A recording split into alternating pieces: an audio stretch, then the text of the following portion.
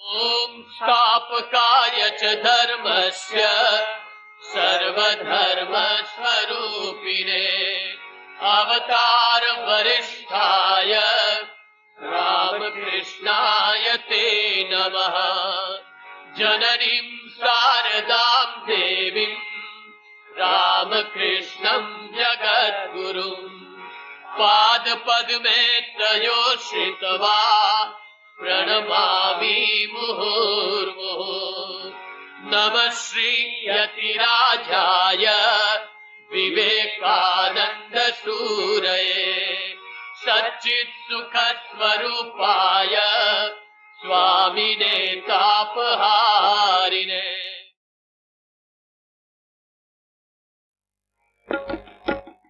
वंदो मन विश्वगुरु रामकृष्ण राय। वंदो मन विश्वगुरु रामकृष्ण राय। प्रेमानंदे वंदो माता शारदा ने पाय।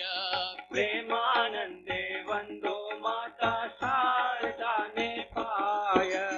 वंदो मन विश्वगुरु रामकृष्ण राय।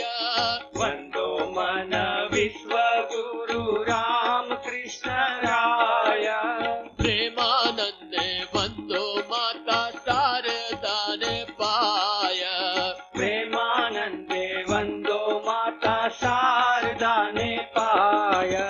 भूमिये नमीने वंदो भक्त परिवार। भूमिये नमीने वंदो भक्त परिवार। भूमिये नमीने वंदो भक्त परिवार। भूमिये नमीने वंदो भक्त परिवार। जेवो नाविदय मासी युगल विहार। जेवो नाविदय मासी युगल विहार। वंदो मन विश्वगुरु रामकृष्ण राय। वंदो मन विश्वगुरु रामकृष्ण राय। प्रेमानंदे वंदो माता शारदा ने पाय। प्रेमानंदे वंदो माता शारदा ने पाय। प्रेमानंदे वंदो माता शारदा ने पाय। प्रेमानंदे वंदो माता शारदा ने पाय। ઘણીવાર શ્રી રામકૃષ્ણ પોતાના શિષ્યોને કહેતા કે મને સ્વીકારતા પહેલા મારી કસોટી કરજો. આચાર વિચારની એકતા હોવી એ ઉત્તમ ઉપદેશકનું પ્રધાન લક્ષણ છે. એવું શિષ્યોના મગજ ઉપર એ ખાસ ઠસાવતા. એક વખત શ્રી રામકૃષ્ણના કેટલાક શિષ્યોએ તેમને એવી પ્રાર્થના કરતા પણ સાંભળ્યા હતા કે માં, મારા દર્શનો વિશે શંકા ઉઠાવે એવા કોઈકને તું મારી પાસે મોકલ. અને એવી શંકા ઉઠાવનાર વ્યક્તિ દક્ષિણેશ્વરમાં આવી પણ ખરી. એનું નામ હતું નરેન્દ્રનાથ દત્ત.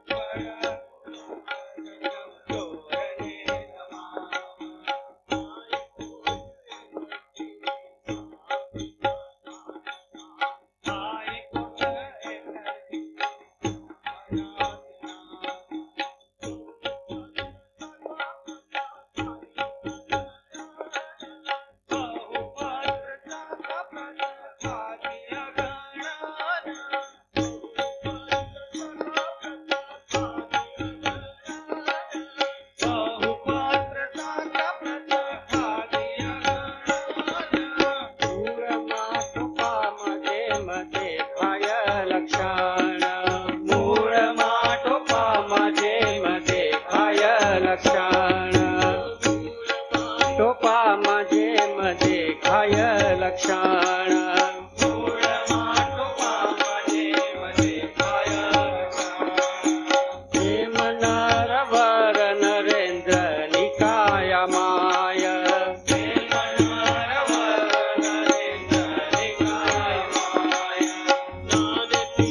સ્પષ્ટ ભાવિ લક્ષણો દેખાય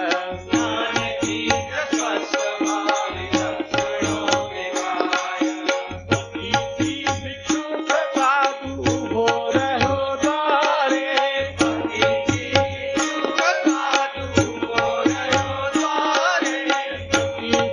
ભિક્ષુ પ્રસાદુ ઉભો રહ્યો દ્વારે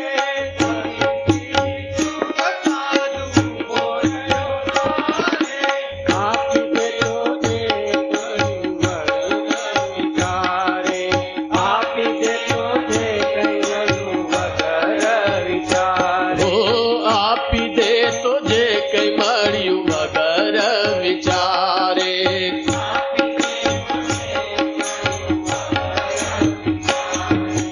નયને કદી ન ગમે કામિની કામાણા.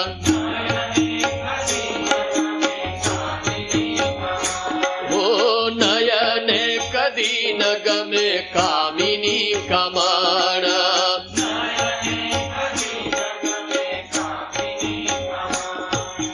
ધૂળા તેની એવી જાણે છે લીલી નાગાણા.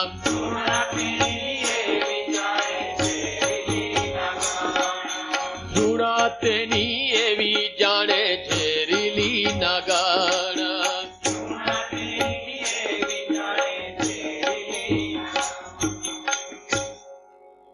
કલકત્તાના સિમલા વિભાગમાં રહેતું દુર્ગાચરણ દત્ત કુટુંબ સમૃદ્ધ અને પ્રતિષ્ઠા સંપન્ન હતું.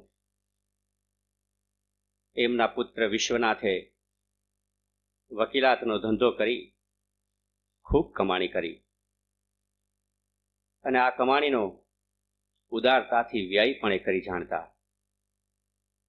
તેમના પત્ની ભુવનેશ્વરી દેવી ઘણા ગુણિયલ હતા. આ સુખી દંપતીને ત્યાં સન 1863ના જાન્યુઆરીની 12મી તારીખે એટલે કે વિક્રમ સંવત 1919ના પોષવદી સાતમ ને મકર સંક્રાંતિના રોજ જે પુત્ર રત્નનો જન્મ થયો તે જ ભાવિ સ્વામી વિવેકાનંદ. મહાદેવની કૃપાથી પ્રાપ્ત થયેલા પુત્રનું નામ માતાએ વીરેશ્વર રાખ્યું. થોડા સમય બાદ એનું નામ નરેન્દ્રનાથ રાખવામાં આવ્યું. મજબૂત શરીર અને દ્રઢ મનોબળવાળો નરેન્દ્ર પોતાના ગોઠિયાઓમાં જુદો જ તરી આવતો.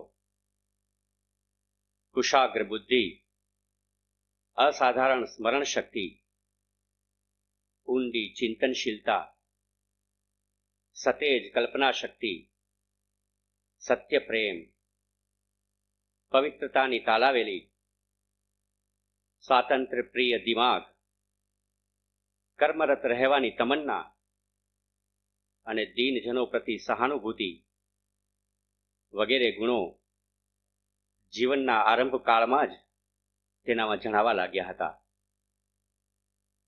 સાધુ સંતો પ્રત્યે નરેન્દ્રને નાનપણથી જ ખૂબ આદરભાવ હતો.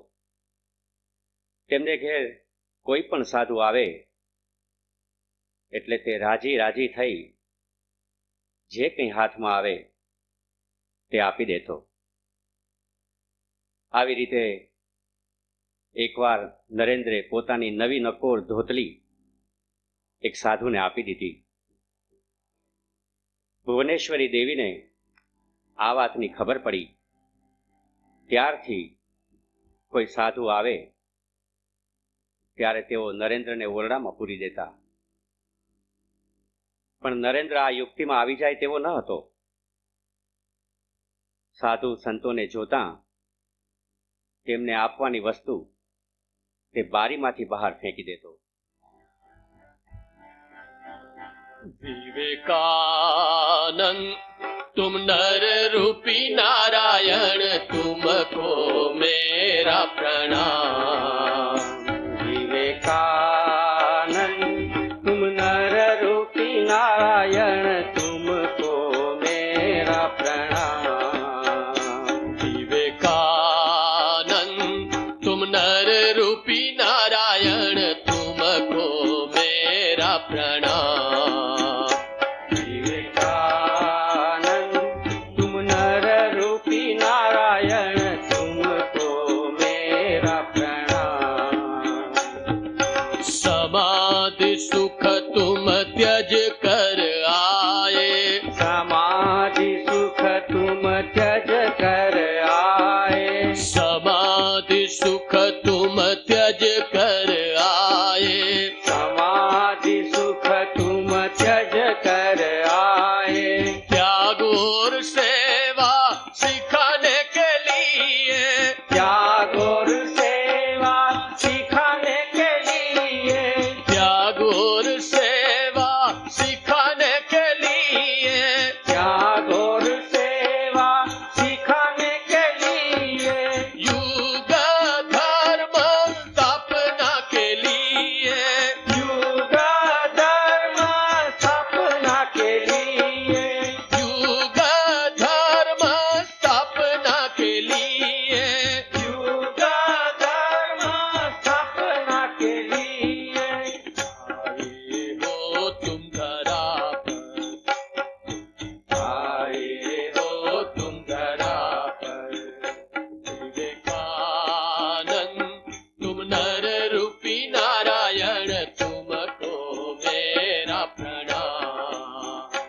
विवेकानंद तुम नर रूपी नारायण, तुमको मेरा प्रणाम।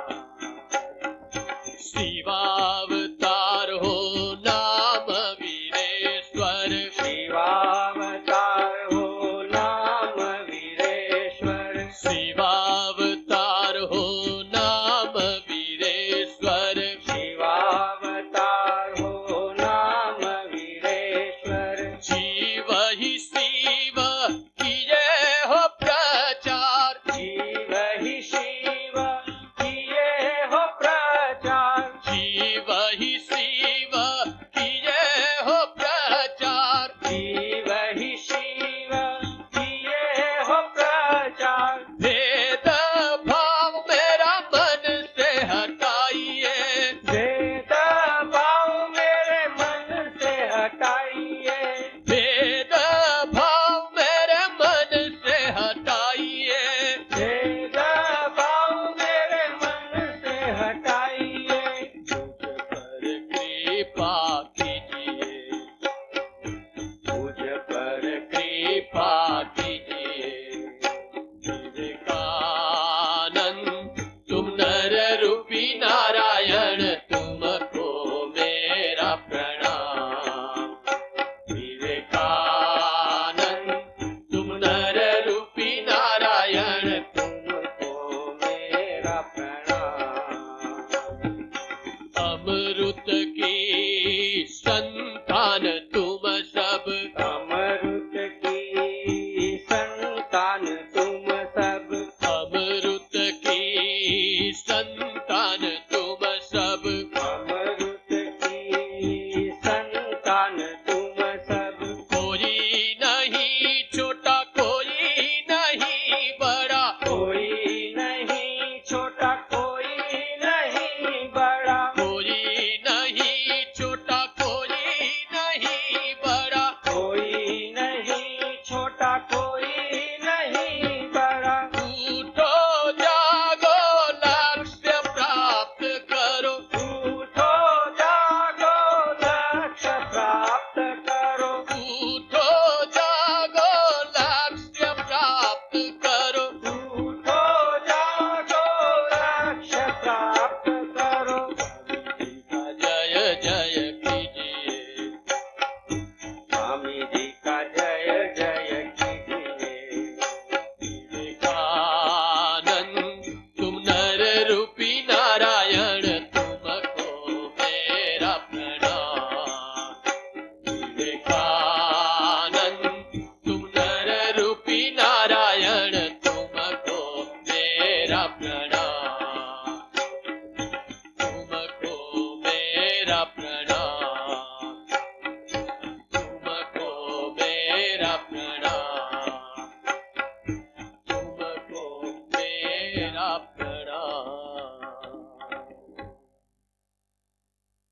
રામાયણમાં રામ અને સીતાની વાર્તા વાંચીને બાળકનું મન એમના શ્રી ચરણોમાં ડૂબી ગયું હતું. એક દિવસ તે એક પડોશી બ્રાહ્મણ બાળકની મદદથી બજારમાંથી સીતારામની એક યુગલ મૂર્તિ મંગાવી. પછી છત પાસેના એક નાનકડા ઓરડામાં બારણું બંધ કરીને પૂજામાં બેસી ગયો. બંને બાળકો ધ્યાનમગ્ન હતા અને અહીં આખા ઘરમાં નરેન્દ્રની શોધ થઈ રહી હતી. ક્યાંય તેની ભાળ ન મળતા બધા લોકો છત પર ગયા અને ત્યાં બારણું બંધ જોઈને એને જોરથી ધક્કો મારી ખોલવામાં આવ્યું. બારણું ખુલતા જ બ્રાહ્મણ બાળક એકદમ દોડતો ભાગી ગયો, પરંતુ અંદરનું દ્રશ્ય જોતા જ આવનારોની આંખો આશ્ચર્યથી પહોળી થઈ ગઈ. નરેન્દ્ર ધ્યાનમાં ડૂબી ગયો હતો. તેને લેશ માત્ર બાહ્ય ભાન નહોતું. એને ઢંઢોળવામાં આવ્યો ત્યારે જ એને ભાન આવ્યું. આટલા શ્રદ્ધાપાત્ર હોવા છતાં સીતારામ નરેન્દ્રના ચિત્તમાં વધારે વખત રહી શક્યા નહીં, કેમ કે એના પિતાના તબેલાના સર્વજ્ઞ રખેવાળે એને જણાવ્યું કે લગ્ન કરવા એ ખૂબ ખરાબ કહેવાય. હવે નરેન્દ્રના મનમાં અપાર મૂંઝવણ થઈ. એક બાજુ તેણે માના મુખે રામ અને સીતાના અલૌકિક પ્રેમની એ ગાથા સાંભળી હતી કે જે યુગોથી આ ઘોર સંસારમાં હિન્દુ સમાજને માર્ગદર્શન આપતી આવી છે. અને બીજી બાજુ આજે સંસાર તાપથી દાઝેલા આ વિશ્વાસપાત્ર રખેવાળના મોઢે આવું કઠોર સત્ય. રડતા રડતા નરેન્દ્રે મા પાસે પોતાની મૂંઝવણ રજૂ કરી. માએ હસીને પ્રેમથી કહ્યું, વિલે, એમાં તે શું થઈ ગયું? તું શિવની પૂજા કર્યા કર ને. સાયંકાળના આછા ઉજાસમાં નરેન્દ્ર છત પર ગયો. ત્યાં થોડીવાર સીતારામની મૂર્તિને એકથી ટશે ચૂપચાપ તાકી રહ્યો. પછી ઊંડા નિસાસાની સાથે તેને ઉપાડીને નીચે સડક પર ફેંકી દીધી. ઉપરથી ફેંકાયેલી એ માટીની મૂર્તિ રસ્તા પર કઠોર આઘાતથી અવાજ કરતી ચૂરે ચૂરા થઈ ગઈ. બીજા દિવસે સ્મશાનવાસી સંન્યાસી શિવે આવીને સીતારામનું સ્થાન લઈ લીધું. શિવના ચિંતનમાં મગ્ન રહેલા નરેન્દ્રને એક દિવસ એક ભગવું વસ્ત્ર કૌપિનની જેમ પહેરીને ફરતો જોઈને માએ પૂછ્યું, આ શું છે રે? બાળ સંન્યાસીએ ઉલ્લાસપૂર્વક જવાબ આપ્યો, હું શિવ બન્યો છું. બાળક હોવા છતાં ધર્મપરાયણતા એનો સહજ ગુણ હતો. એણે વડીલો વૃદ્ધોને મોઢે સાંભળ્યું હતું કે ઋષિ મુનિઓ ધ્યાનમાં એટલા તન્મય બની જતા કે એમની જટાઓ ધીમે ધીમે વધતા વધતા વરની વડવાઈઓની જેમ જમીનમાં અંદર ઉતરી જતી. ધ્યાનમાં બેઠેલો નરેન્દ્ર વચ્ચે વચ્ચે જોઈ લેતો કે એનું પણ એમ થઈ રહ્યું છે કે નહીં. ધ્યાન કરતી વખતે નરેન્દ્રની જટા ભલે ને ભૂમિમાં પ્રવેશતી ન હોય, પણ તેનું મન એક અજ્ઞાત રાજ્યમાં પ્રવેશીને ખોવાઈ જતું. એક દિવસ ધ્યાનમાં તલ્લીન નરેન્દ્રની સાવ બાજુમાં જ એક ભયંકર નાગ ફેણ ચડાવીને બેઠો હતો. તેની સાથે જે બાળક હતો તે તો ભયથી ચીસ પાડી ઉઠ્યો, પણ નરેન્દ્રની બાહ્ય ચેતના ન આવી. શોર બકોર સાંભળીને મોટા માણસો ત્યાં દોડી આવ્યા અને તે દ્રશ્ય જોઈને ભય અને વિસ્મયથી સ્તબ્ધ બની ગયા. થોડી વાર પછી નાગ પોતાની મેળે જ ચાલ્યો ગયો અને ત્યારે જ બધાએ નિરાંતનો શ્વાસ લીધો. મહાવિદ્યાલયમાં ભણતા હતા ત્યારે એકવાર નરેન્દ્રનાથ બારણું બંધ કરીને ધ્યાન કરી રહ્યા હતા. અચાનક એમણે એક જ્યોતિર્મય મુંડિત મસ્તક, સૌમ્ય, શાંત અને હાથમાં દંડ કમંડલું ધારણ કરેલા એક પુરુષને સામે ઉભેલા જોયા. તેઓ જાણે કંઈક કહેવા માંગતા હતા, પણ એ પ્રશાંત મૂર્તિને જોઈને નરેન્દ્ર ડરીને જલ્દી ઓરડામાંથી બહાર નીકળી આવ્યા. તે દિવસે કદાચ એમને બુદ્ધદેવના દર્શન થયા હતા. નરેન્દ્રની નિદ્રા પણ અદ્ભુત હતી. તેમને પેટ પર સૂવાની આદત હતી.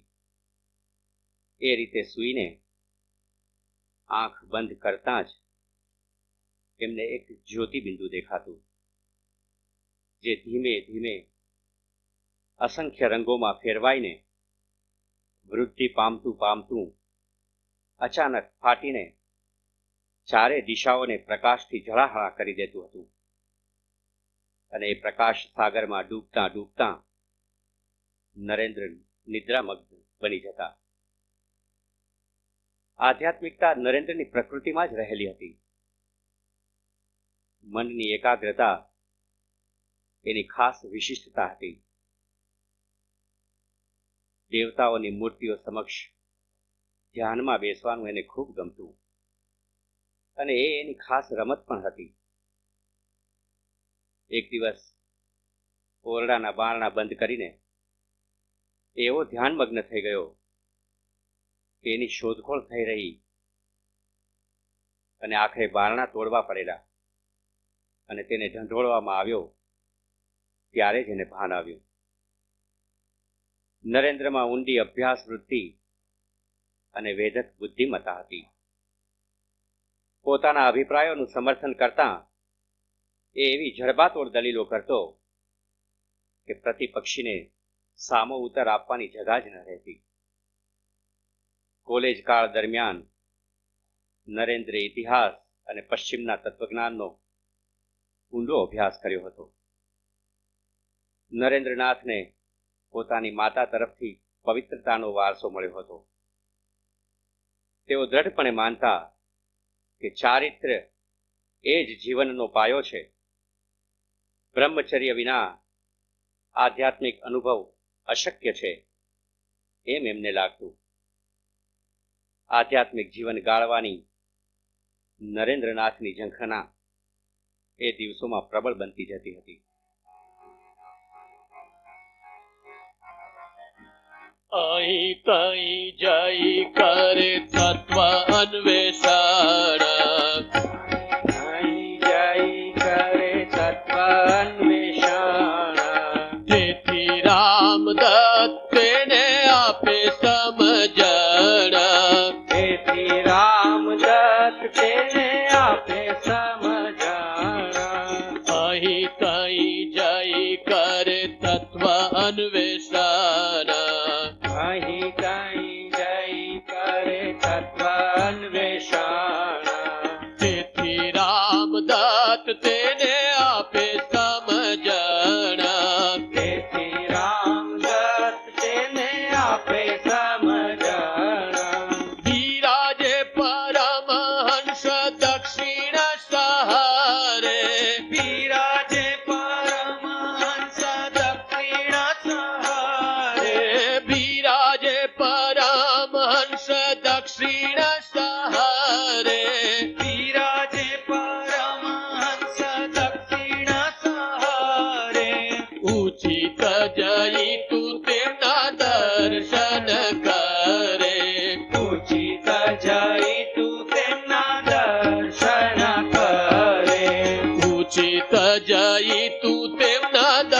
દર્શન કરે. ઉચિત જઈ તું તેમના દર્શન કરે. ભક્તેન્દ્ર નરેન્દ્ર ભક્ત માનસ હરણ. ભક્તેન્દ્ર નરેન્દ્ર ભક્ત માનસ હરણ.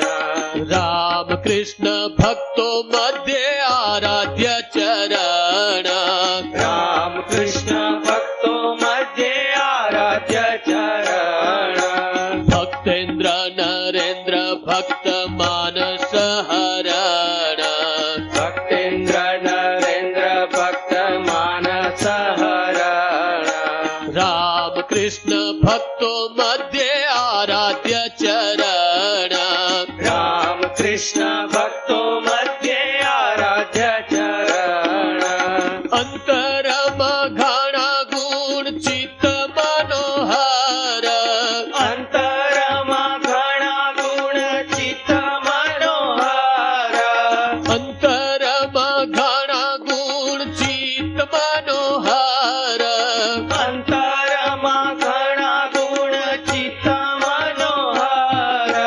પુણ્ય દર્શન મૂર્તિએ પરમ સુંદર. પુણ્ય દર્શન મૂર્તિએ પરમ સુંદર. પુણ્ય દર્શન મૂર્તિએ પરમ સુંદર. પુણ્ય દર્શન મૂર્તિએ પરમ સુંદર. ઈશ્વરનો સાક્ષાત્કાર કરવાની તેની તાલાવેલી વધતી ચાલી. ઈશ્વર દર્શનની તાલાવેલીમાં એકવાર મહર્ષિ દેવેન્દ્રનાથને એણે પૂછ્યું પણ ખરું, મહાશય, આપે ઈશ્વરને જોયા છે? પરંતુ જે જવાબ મળ્યો તેનાથી એને સંતોષ ન થયો. એની આવી મનસ્થિતિની પળોમાં સુરેન્દ્રનાથ મિત્રને ત્યાં એ પહેલીવાર શ્રી રામકૃષ્ણને મળ્યો. 18 વર્ષના નરેન્દ્રે એ વખતે સુંદર ભજનો ગાયા. એ વખતે જ શ્રી રામકૃષ્ણની વેધક દ્રષ્ટિએ એ નવયુવકના અતૃપ્ત આત્માને છેક ઊંડાણ સુધી નિહાળી લીધો. એમને આ મધુર ગાયક પ્રત્યે આકર્ષણ થયું અને એમણે એને દક્ષિણેશ્વર આવવાનું આમંત્રણ આપ્યું.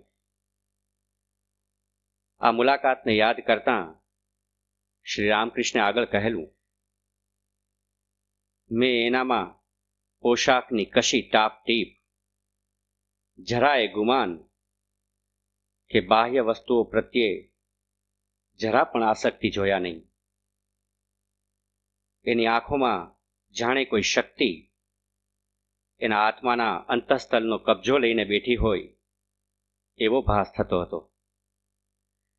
મને થયું, આવો માણસ પણ આ કલકત્તામાં હોઈ શકે કે? નરેન્દ્રના બ્રહ્મચર્યના વિચારો જોઈને તેના પિતરાય ભાઈ રામચંદ્ર દત્તે એને કહ્યું, જો તને ધર્મની ખરેખરી લગ્ની લાગી હોય તો તું અહીં તહીં ન ભટકતા દક્ષિણેશ્વરમાં ઠાકોર રામકૃષ્ણ પાસે જા. એમના આવા સૂચનથી નરેન્દ્રનાથનું મન શ્રી રામકૃષ્ણને મળવા વધારે ઉત્સુક બન્યું. નરેન્દ્રનાથ એક બે મિત્રોને સાથે લઈને દક્ષિણેશ્વર ગયા. શ્રી રામકૃષ્ણની સાથેની એ મુલાકાત અદ્ભુત હતી. તેમના કહેવાથી નરેન્દ્રે થોડાક ભજન ગાયા. એ ભજનોમાં પ્રભુ સાથે એકતા અનુભવવા માટે મથી રહેલા ભક્ત હૃદયની તાલાવેલી ભરી ઉર્મિઓ વ્યક્ત થઈ હતી. એ સાંભળીને શ્રી રામકૃષ્ણને ભાવાવેશ થઈ આવ્યો. પછી શું બન્યું એ વર્ણન આપણે નરેન્દ્રને જ કરવા દઈએ. મેં ભજન તો ગાયું, પણ પછી તરત જ તેઓ એકદમ ઉઠ્યા અને મારો હાથ પકડીને મને ઉત્તરની ઓસરીમાં લઈ ગયા. અમે બંને એકલા હતા. મેં ધાર્યું કે તેઓ મને કંઈક ખાનગી ઉપદેશ આપશે, પરંતુ મારા આશ્ચર્ય વચ્ચે મારો હાથ ઝાલીને તેઓ તો પુષ્કળ હર્ષાશ્રુ વહાવા લાગ્યા. પછી કેમ જાણે કે કેટલાય સમયથી તેમનો પરિચિત હોઉં એ રીતે પ્રેમપૂર્વક એ બોલવા લાગ્યા. અરે, આટલું બધું મોડું અવાય કે? સંસારી લોકોની વાતો સાંભળીને મારા કાન સળગી ગયા છે. અરે, મારી અનુભૂતિઓ ઝીલી શકે એવી કોઈ વ્યક્તિ આગળ મારા મનનો ભાર હળવો કરવા હું કેવો ઝંખી રહ્યો છું. ડુસકા ખાતા ખાતા એમણે આમ બોલીએ જ રાખ્યું.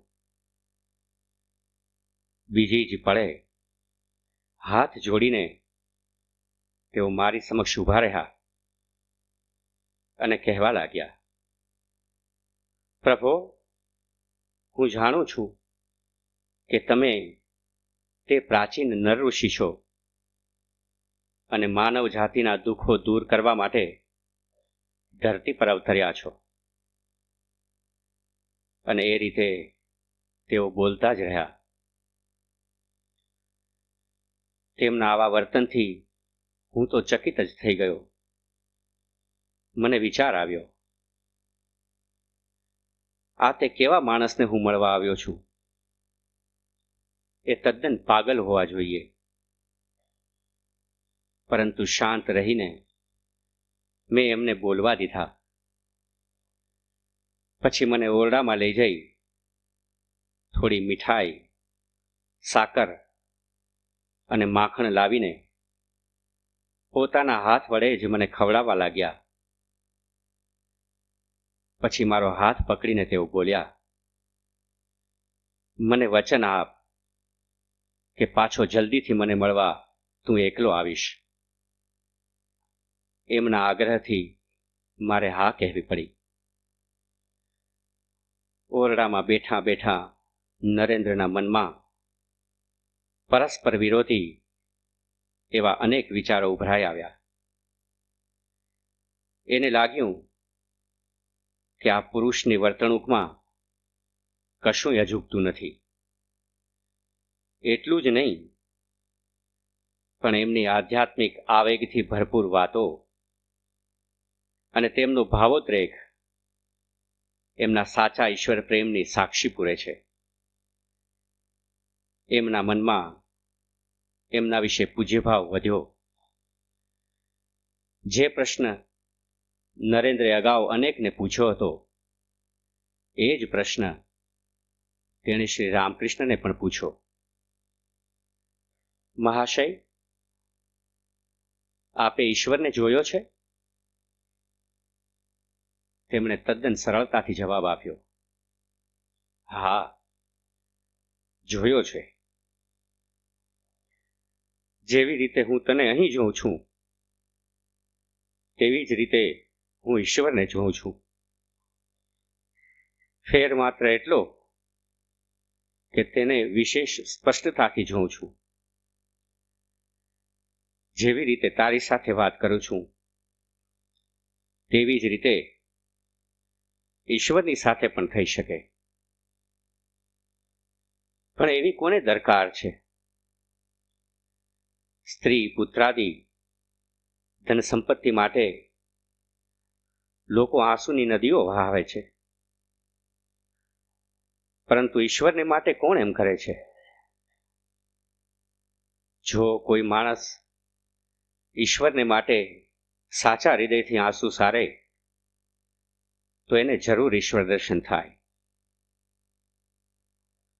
આ વાક્યની નરેન્દ્રના મન ઉપર સચોટ અસર થઈ. આ પહેલી જ વાર એમને એવો પુરુષ જોવા મળ્યો કે જે હિંમતપૂર્વક કહી શકે કે હા, મેં ઈશ્વરને જોયો છે. ધર્મ એ અનુભૂતિનો વિષય છે.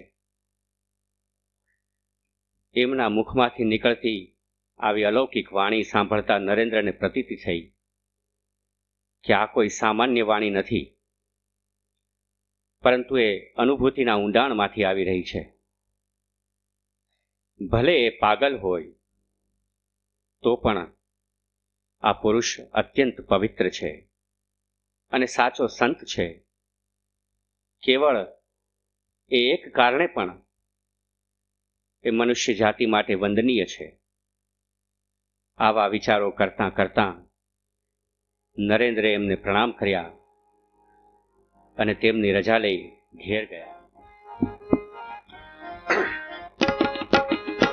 એક દિન પ્રભુની જોરડા ભીતરે, એક દિન પ્રભુની ઓરડા ભીતરે, એક દિન પ્રભુની જોરડા ભીતરે, એક દિન પ્રભુની ઓરડા ભીતરે, નરેન્દ્રની સાથે આનંદથી વાતો કરે, નરેન્દ્રની સાથે આનંદથી વાતો કરે, ઓ નરેન્દ્રની સાથે આનંદથી વાતો કરે, નરેન્દ્રની સાથે આનંદથી વાતો કરે.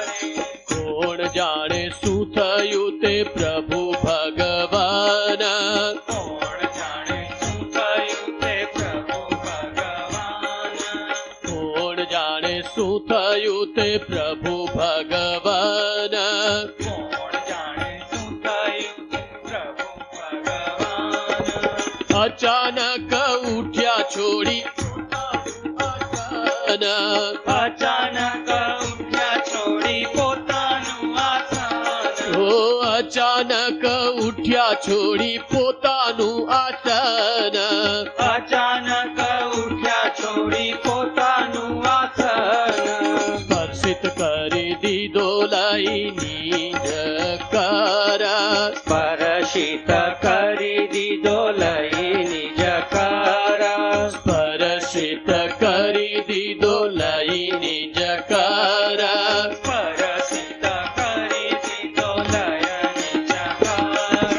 પ્રિયજન નરેન્દ્રની છાતીની ઉપર, પ્રિયજન નરેન્દ્રની છાતીની ઉપર, ઓ પ્રિયજન નરેન્દ્રની છાતીની ઉપર, પ્રિયજન નરેન્દ્રની છાતીની ઉપર, શક્તિમય શ્રી પ્રભુના હાથના સ્પર્શે, શક્તિમય શ્રી પ્રભુના હાથના સ્પર્શે, શક્તિમય શ્રી પ્રભુના હાથના સ્પર્શે, ભક્તિમય શ્રી પ્રભુના હાથના સ્પર્શે, નરેન્દ્રમાં અવસ્થા નવી જ આવી થશે, નરેન્દ્રમાં અવસ્થા નવી જ આવી થશે, ઓ નરેન્દ્રમાં અવસ્થા નવી જ આવી થશે, નરેન્દ્રમાં અવસ્થા નવી જ આવી થશે. ચારે કોર એકાકાર એક સત્તા ભાસે, ચારે કોર એકાકાર એક સત્તા ભાસે, ચારે કોર એકાકાર એક સત્તા ભાસે, ચારે કોર એકાકાર એક સત્તા ભાસે, સમેટાઈ વિશ્વ આખું તેમાં જાણે નાશે, સમેટાઈ વિશ્વ આખું તેમાં જાણે નાશે, સમેટાઈ વિશ્વ આખું તેમાં જાણે નાશે, સમેટાઈ વિશ્વ આખું તેમાં જાણે નાશે. પ્રલયમાં જેમ આખું વિશ્વ ચરાચર, પ્રલયમાં જેમ આખું વિશ્વ ચરાચર, પ્રલયમાં જેમ આખું વિશ્વ ચરાચર, પ્રલયમાં જેમ આખું વિશ્વ ચરાચર, આદિ અંત વિહીન વિરાટ કલેવર, આદિ અંત વિહીન વિરાટ કલેવર, આદિ અંત વિહીન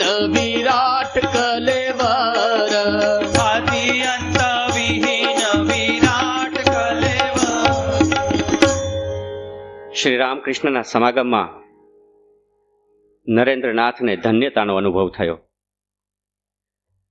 તેમની ઉચ્ચ સમાધિ અવસ્થા, ઈશ્વર ઉપરની અનન્ય શ્રદ્ધા, તેમના પ્રત્યેનો ભક્તજનોનો અપૂર્વ પૂજ્યભાવ, એમની અલૌકિક વાણી, એ બધાથી નરેન્દ્રનાથ મુગ્ધ બન્યા. છતાં તેમણે શ્રી રામકૃષ્ણને પોતાના ગુરુ તરીકે સ્વીકારવાની ઉતાવળ ન કરી. પણ અચાનક એ દિવસ નજીક આવી પહોંચ્યો. એકાદ મહિના બાદ નરેન્દ્રનાથ દક્ષિણેશ્વર ગયા.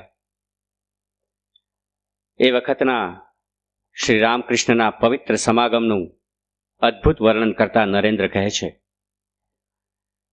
એક નાની પાટ ઉપર મેં તેમને એકલા બેઠેલા જોયા. મને જોઈ તેઓ પ્રસન્ન થયા. પ્રેમપૂર્વક બોલાવી મને પોતાની પાસે પાટ પર બેસાડ્યો. પરંતુ બીજી જ પળે મેં તેમને આવેશમાં આવી ગયેલા જોયા. પોતાના મનમાં કંઈક ગણગણતા મારી તરફ જ એકી ટસે જોતા તેઓ ધીમે ધીમે મારી તરફ સરક્યા. મને થયું કે પહેલાના જેવું જ કંઈક વિચિત્ર વર્તન તેઓ આ વખતે પણ કરશે. પરંતુ નિમિષ માત્રમાં જ એમણે મારી છાતી ઉપર પોતાનો જમણો હાથ મૂક્યો. એ અલૌકિક સ્પર્શ થતાં જ મને કોઈ અવનવો અનુભવ થયો.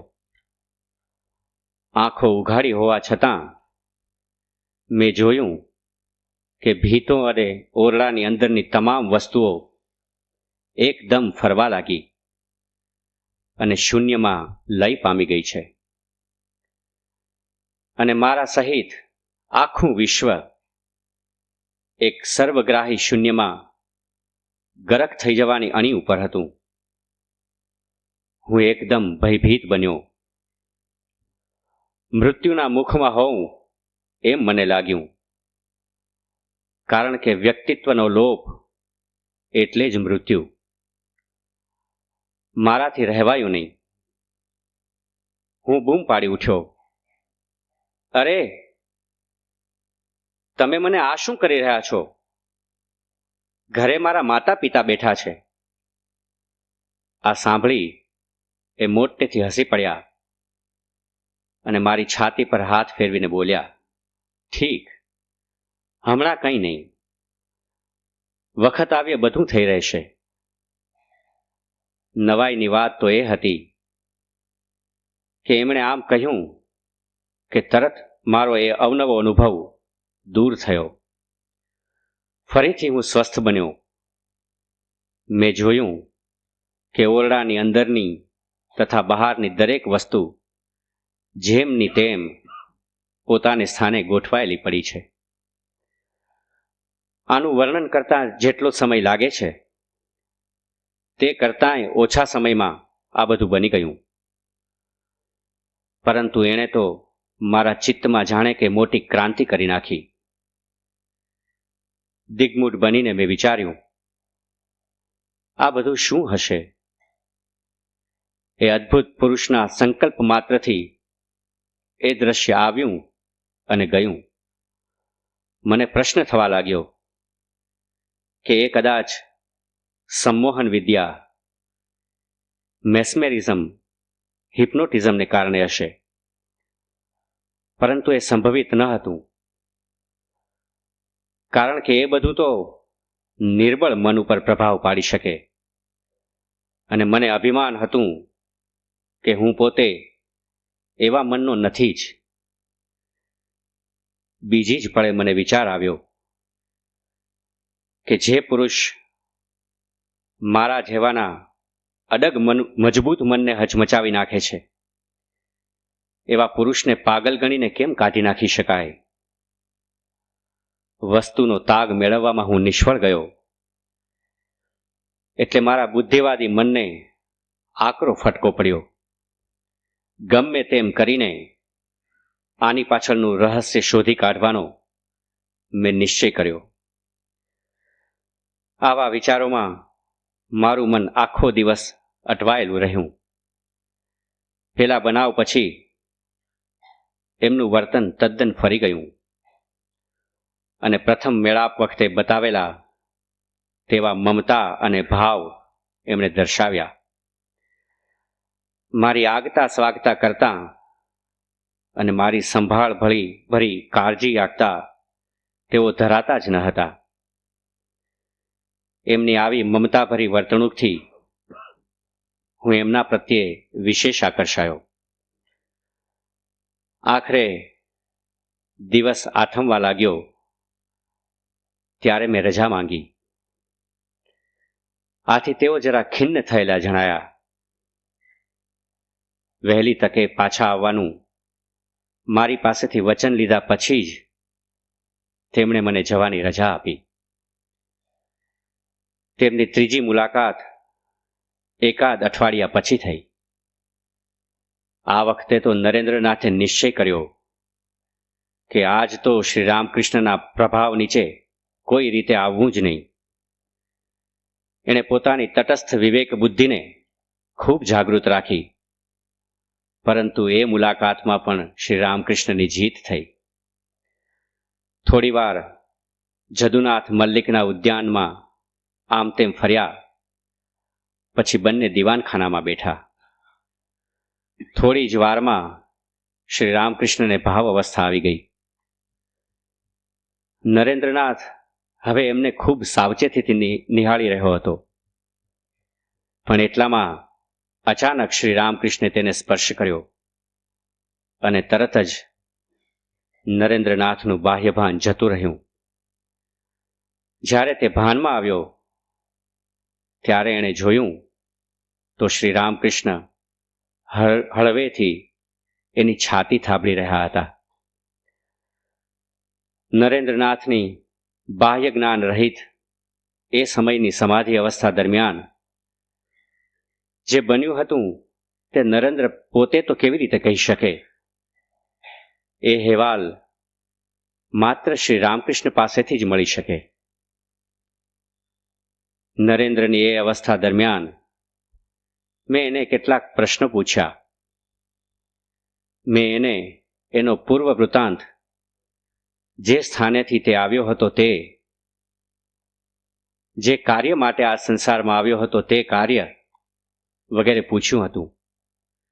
એ બધું તો ગુપ્ત રહેશે, પરંતુ મને ખાતરી થઈ કે નરેન્દ્ર એ પેલા પૂર્ણાવસ્થાએ પહોંચેલા અને ધ્યાન સિદ્ધ ઋષિ જ છે. અને જે દિવસે એને પોતાના એ ખરા સ્વરૂપનું જ્ઞાન થશે તે દિવસે યોગ બળથી સ્વેચ્છાએ એ પોતાના દેહનો ત્યાગ કરશે.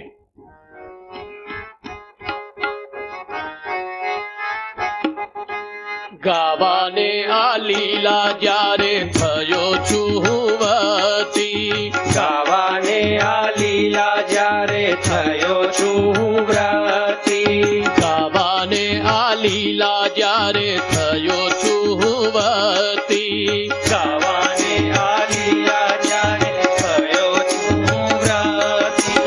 સુણો કહું નરેન્દ્રની સ્વરૂપ ભારતી, સુણો કહું નરેન્દ્રની સ્વરૂપ ભારતી, સુણો કહું નરેન્દ્રની સ્વરૂપ ભારતી, સુણો કહું નરેન્દ્રની સ્વરૂપ ભારતી.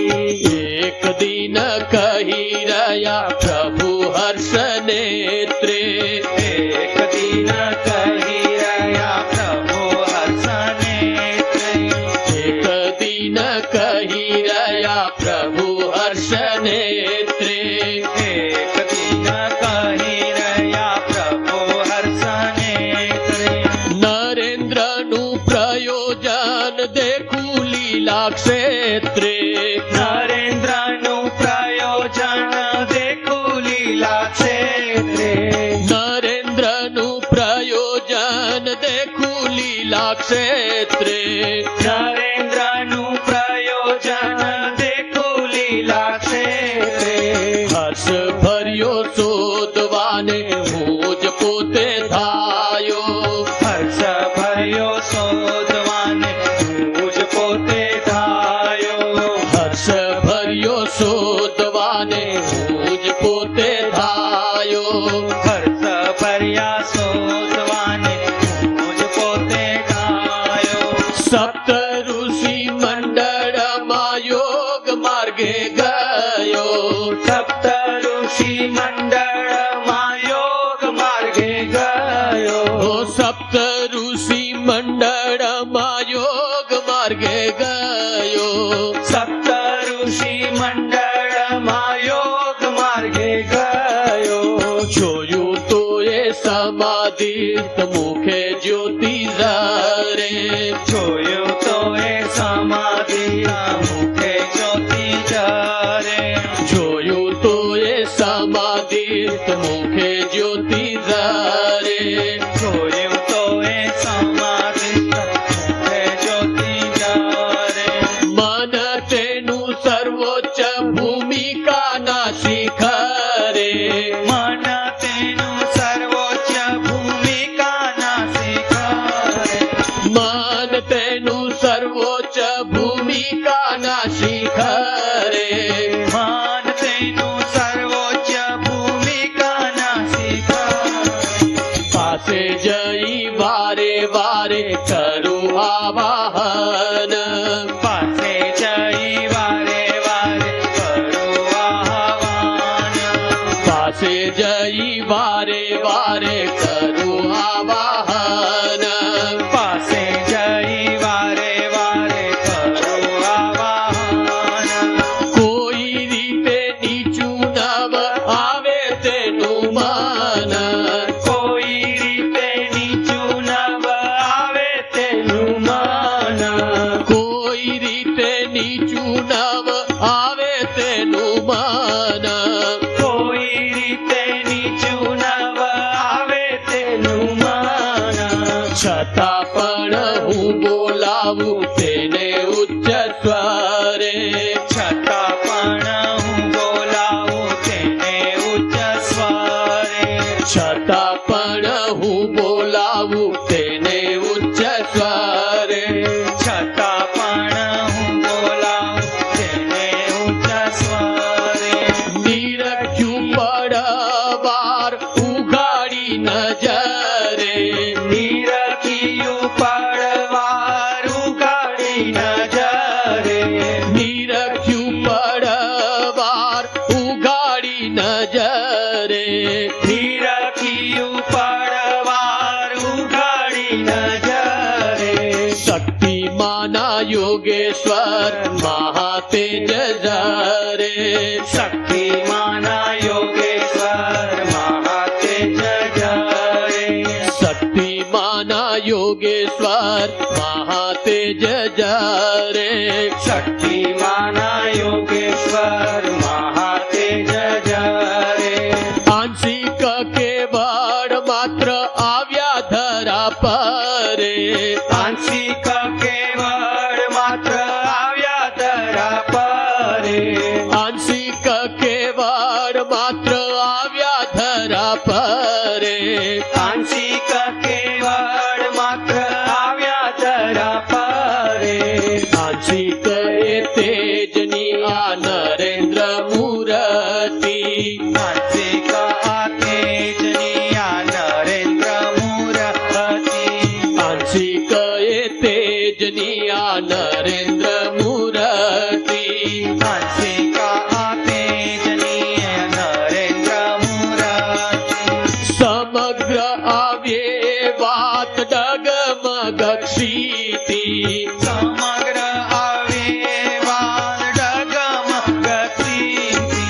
સમગ્ર આવ્યે વાત ડગમગ ક્ષિતિ.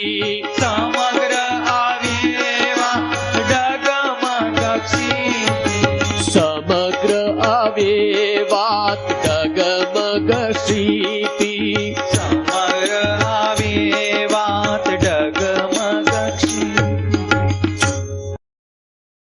નરેન્દ્રનાથનું દક્ષિણેશ્વરમાં આગમન થયું તે પહેલાં જ શ્રી રામકૃષ્ણને એમના પટ્ટ શિષ્યના આગમન વિશે કઈ જાતનું દર્શન થયેલું એ ઝાંખીનું વર્ણન કરતા તેઓ કહેતા, એક દિવસ મેં જોયું કે મારું ચિત્ત સમાધિ અવસ્થામાં કોઈ તેજોમય માર્ગે ઉપર ને ઉપર વિહરી રહ્યું છે. તારામંડિત બ્રહ્માંડને સત્વર વટાવીને એણે મનોમય સૂક્ષ્મતર પ્રદેશમાં પ્રવેશ કર્યો. એ ઊંચે ને ઊંચે ચડતું ગયું. ત્યારે મેં માર્ગની બંને બાજુએ દેવદેવીઓના તેજપૂર્ણ સ્વરૂપો જોયા. મેં 7 મહાન ઋષિઓને ત્યાં સમાધિ સ્થિતિમાં લીન થઈ રહેલા જોયા. પ્રશંસા મુગ્ધ બનીને હું એમની મહત્તાનો વિચાર કરી રહ્યો હતો. ત્યાં જ મેં એ અખંડ દેદીપ્યમાન પ્રદેશના અમુક ભાગને એક દેવ શિશુનું રૂપ ધારણ કરતો જોયો. એ શિશુ એક ઋષિ પાસે આવ્યો. પોતાના નાનકડા સુંદર હાથ વડે આસ્તેથી એમની કોટે વળગી પડ્યો અને મધુર સ્વરે એમને બોલાવીને સમાધિ દશામાંથી એમના ચિત્તને નીચે ઉતારવાનો પ્રયત્ન કરવા લાગ્યો. એના જાદુઈ સ્પર્શથી ઋષિ સમાધિ દશામાંથી જાગૃત થયા અને એમણે પોતાની સ્થિર અને અર્ધ મીચેલી આંખોને પેલા અદ્ભુત બાળક પર ઠેરવી. પેલા અદ્ભુત બાળકે પરમાનંદપૂર્વક એમને કહ્યું, હું પૃથ્વી પર જાઉં છું, તમારે પણ સાથે આવવાનું છે. ઋષિ મૂંગા રહ્યા, પણ એમની કોમળ દ્રષ્ટિએ સંમતિ વ્યક્ત કરી દીધી. મેં આશ્ચર્યપૂર્વક જોયું કે દેદીપ્યમાન તેજ રૂપે એ ઋષિનો એક અંશ પૃથ્વી ઉપર ઉતરી રહ્યો છે. મેં નરેન્દ્રને જોયો કે તરત જ મને થયું કે આ જ પેલા ઋષિ. પૂછપરછ કરીને શ્રી રામકૃષ્ણ પાસેથી માહિતી કઢાવવામાં આવી હતી કે એ બાળક શ્રી રામકૃષ્ણ પોતે જ હતા. 3 મુલાકાતોને અંતે નરેન્દ્રનાથને એટલી પ્રતીતિ તો અવશ્ય થઈ ગઈ કે દક્ષિણેશ્વરના આ મહાપુરુષ દ્વારા કોઈ અલૌકિક શક્તિ કાર્ય કરી રહી છે. એક દેશી પાગલ તરીકે તેમને ઓળખવાને બદલે હવે એ એમના પ્રતિ ઊંડી પૂજ્ય બુદ્ધિથી જોવા લાગ્યો. આમ છતાં પણ કોઈના પણ શિષ્ય બનવાની એની ઈચ્છા જ ન હતી. આ સુશિક્ષિત યુવક અને અભણ ગુરુ વચ્ચે હવે જે સંબંધ બંધાયો તેના કરતાં વધારે વિચિત્ર સંબંધની કલ્પના પણ કરી શકાય નહીં. નરેન્દ્ર સાચે જ સંશયાત્મા હતો. શ્રી રામકૃષ્ણને નરેન્દ્ર પ્રતિ જે પ્રીતિ હતી એમાં સ્વાર્થની ગંધ સરખી પણ ન હતી. એને દક્ષિણેશ્વર આવતા થોડા વધુ દિવસો થઈ જતા તો શ્રી રામકૃષ્ણ અસ્વસ્થ બની જતા. એમને રડવું આવી જતું. નરેન્દ્રને મોકલવા માટે એ જગદંબાને પ્રાર્થના કરતા અને એના આગમન પછી જ એમને શાંતિ મળતી. શ્રી રામકૃષ્ણ પોતાના શિષ્યોની બરાબર પરીક્ષા કર્યા પછી જ એમનો સ્વીકાર કરતા. નરેન્દ્રનાથ પણ એમાં અપવાદ ન હતો. જેના દર્શન માત્રથી ગુરુદેવને ભાવાવેશ થઈ આવતો એવા નરેન્દ્રની પણ અમુક સમયે આકરી કસોટી કરી હતી. એક દિવસ નરેન્દ્ર આવ્યો ત્યારે એમણે તેના ઉપર ઉપેક્ષાનો ભાવ બતાવ્યો. પ્રણામ કરીને એ થોડીવાર બેસી રહ્યો, પરંતુ શ્રી રામકૃષ્ણ કશું જ બોલ્યા નહીં. જ્યારે નરેન્દ્રનાથ ઉપર તેમની ઉપેક્ષા વૃત્તિનો કશો આઘાત ન પડ્યો, ત્યારે શ્રી રામકૃષ્ણને કહ્યું, હું તો તારી સાથે બિલકુલ બોલતો નથી, છતાં તું આવવાનું ચાલુ રાખે છે. આનું શું કારણ છે? નરેન્દ્રનાથે ઉત્તર આપ્યો, શું આપ એમ ધારો છો કે હું આપની વાતો સાંભળવા માટે અહીં આવું છું? મને આપના પ્રત્યે ભાવ છે અને આપના દર્શન કરવાનું મને ગમે છે, એટલે અહીં આવું છું. આવા ઉત્તરથી શ્રી રામકૃષ્ણ અત્યંત પ્રસન્ન થયા. બીજા એક પ્રસંગે શ્રી રામકૃષ્ણ નરેન્દ્રનાથને બોલાવીને કહે છે, કઠોર તપશ્ચર્યા કરીને મેં દૈવી સિદ્ધિઓ પ્રાપ્ત કરી છે, પરંતુ મારે તેનો શો ઉપયોગ?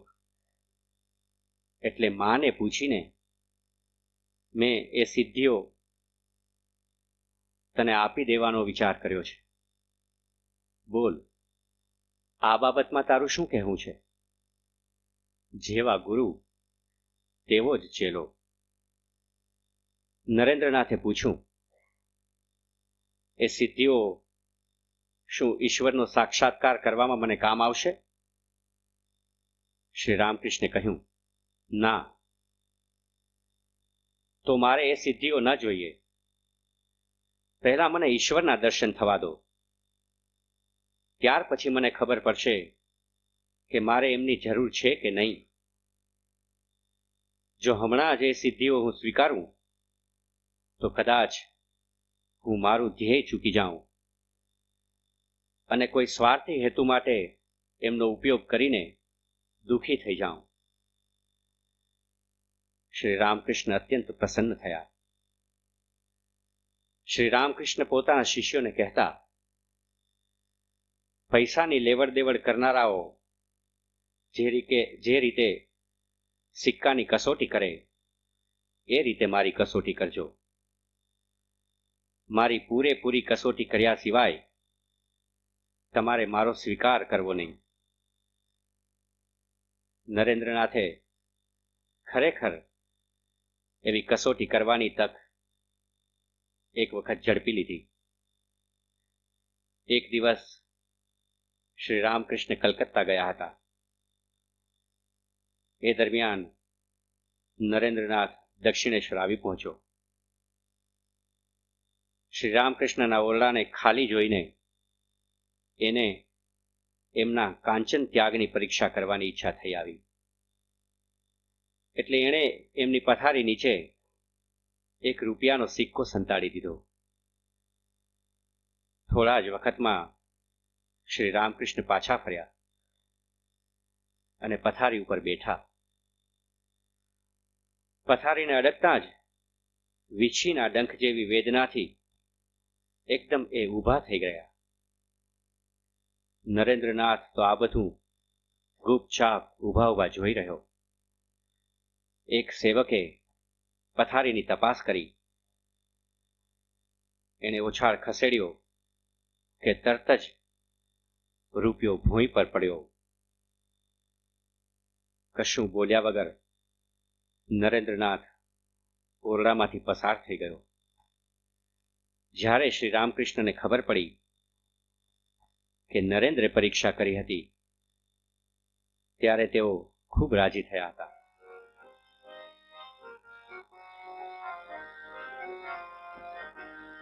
નરેન્દ્રની સાંસારિક અવસ્થાએ કામે, નરેન્દ્રની સાંસારિક અવસ્થાએ નરેન્દ્રની સાંસારિક અવસ્થાએ કામે, નરેન્દ્રની સાંસારિક અવસ્થાએ અર્થના અભાવે હતી તું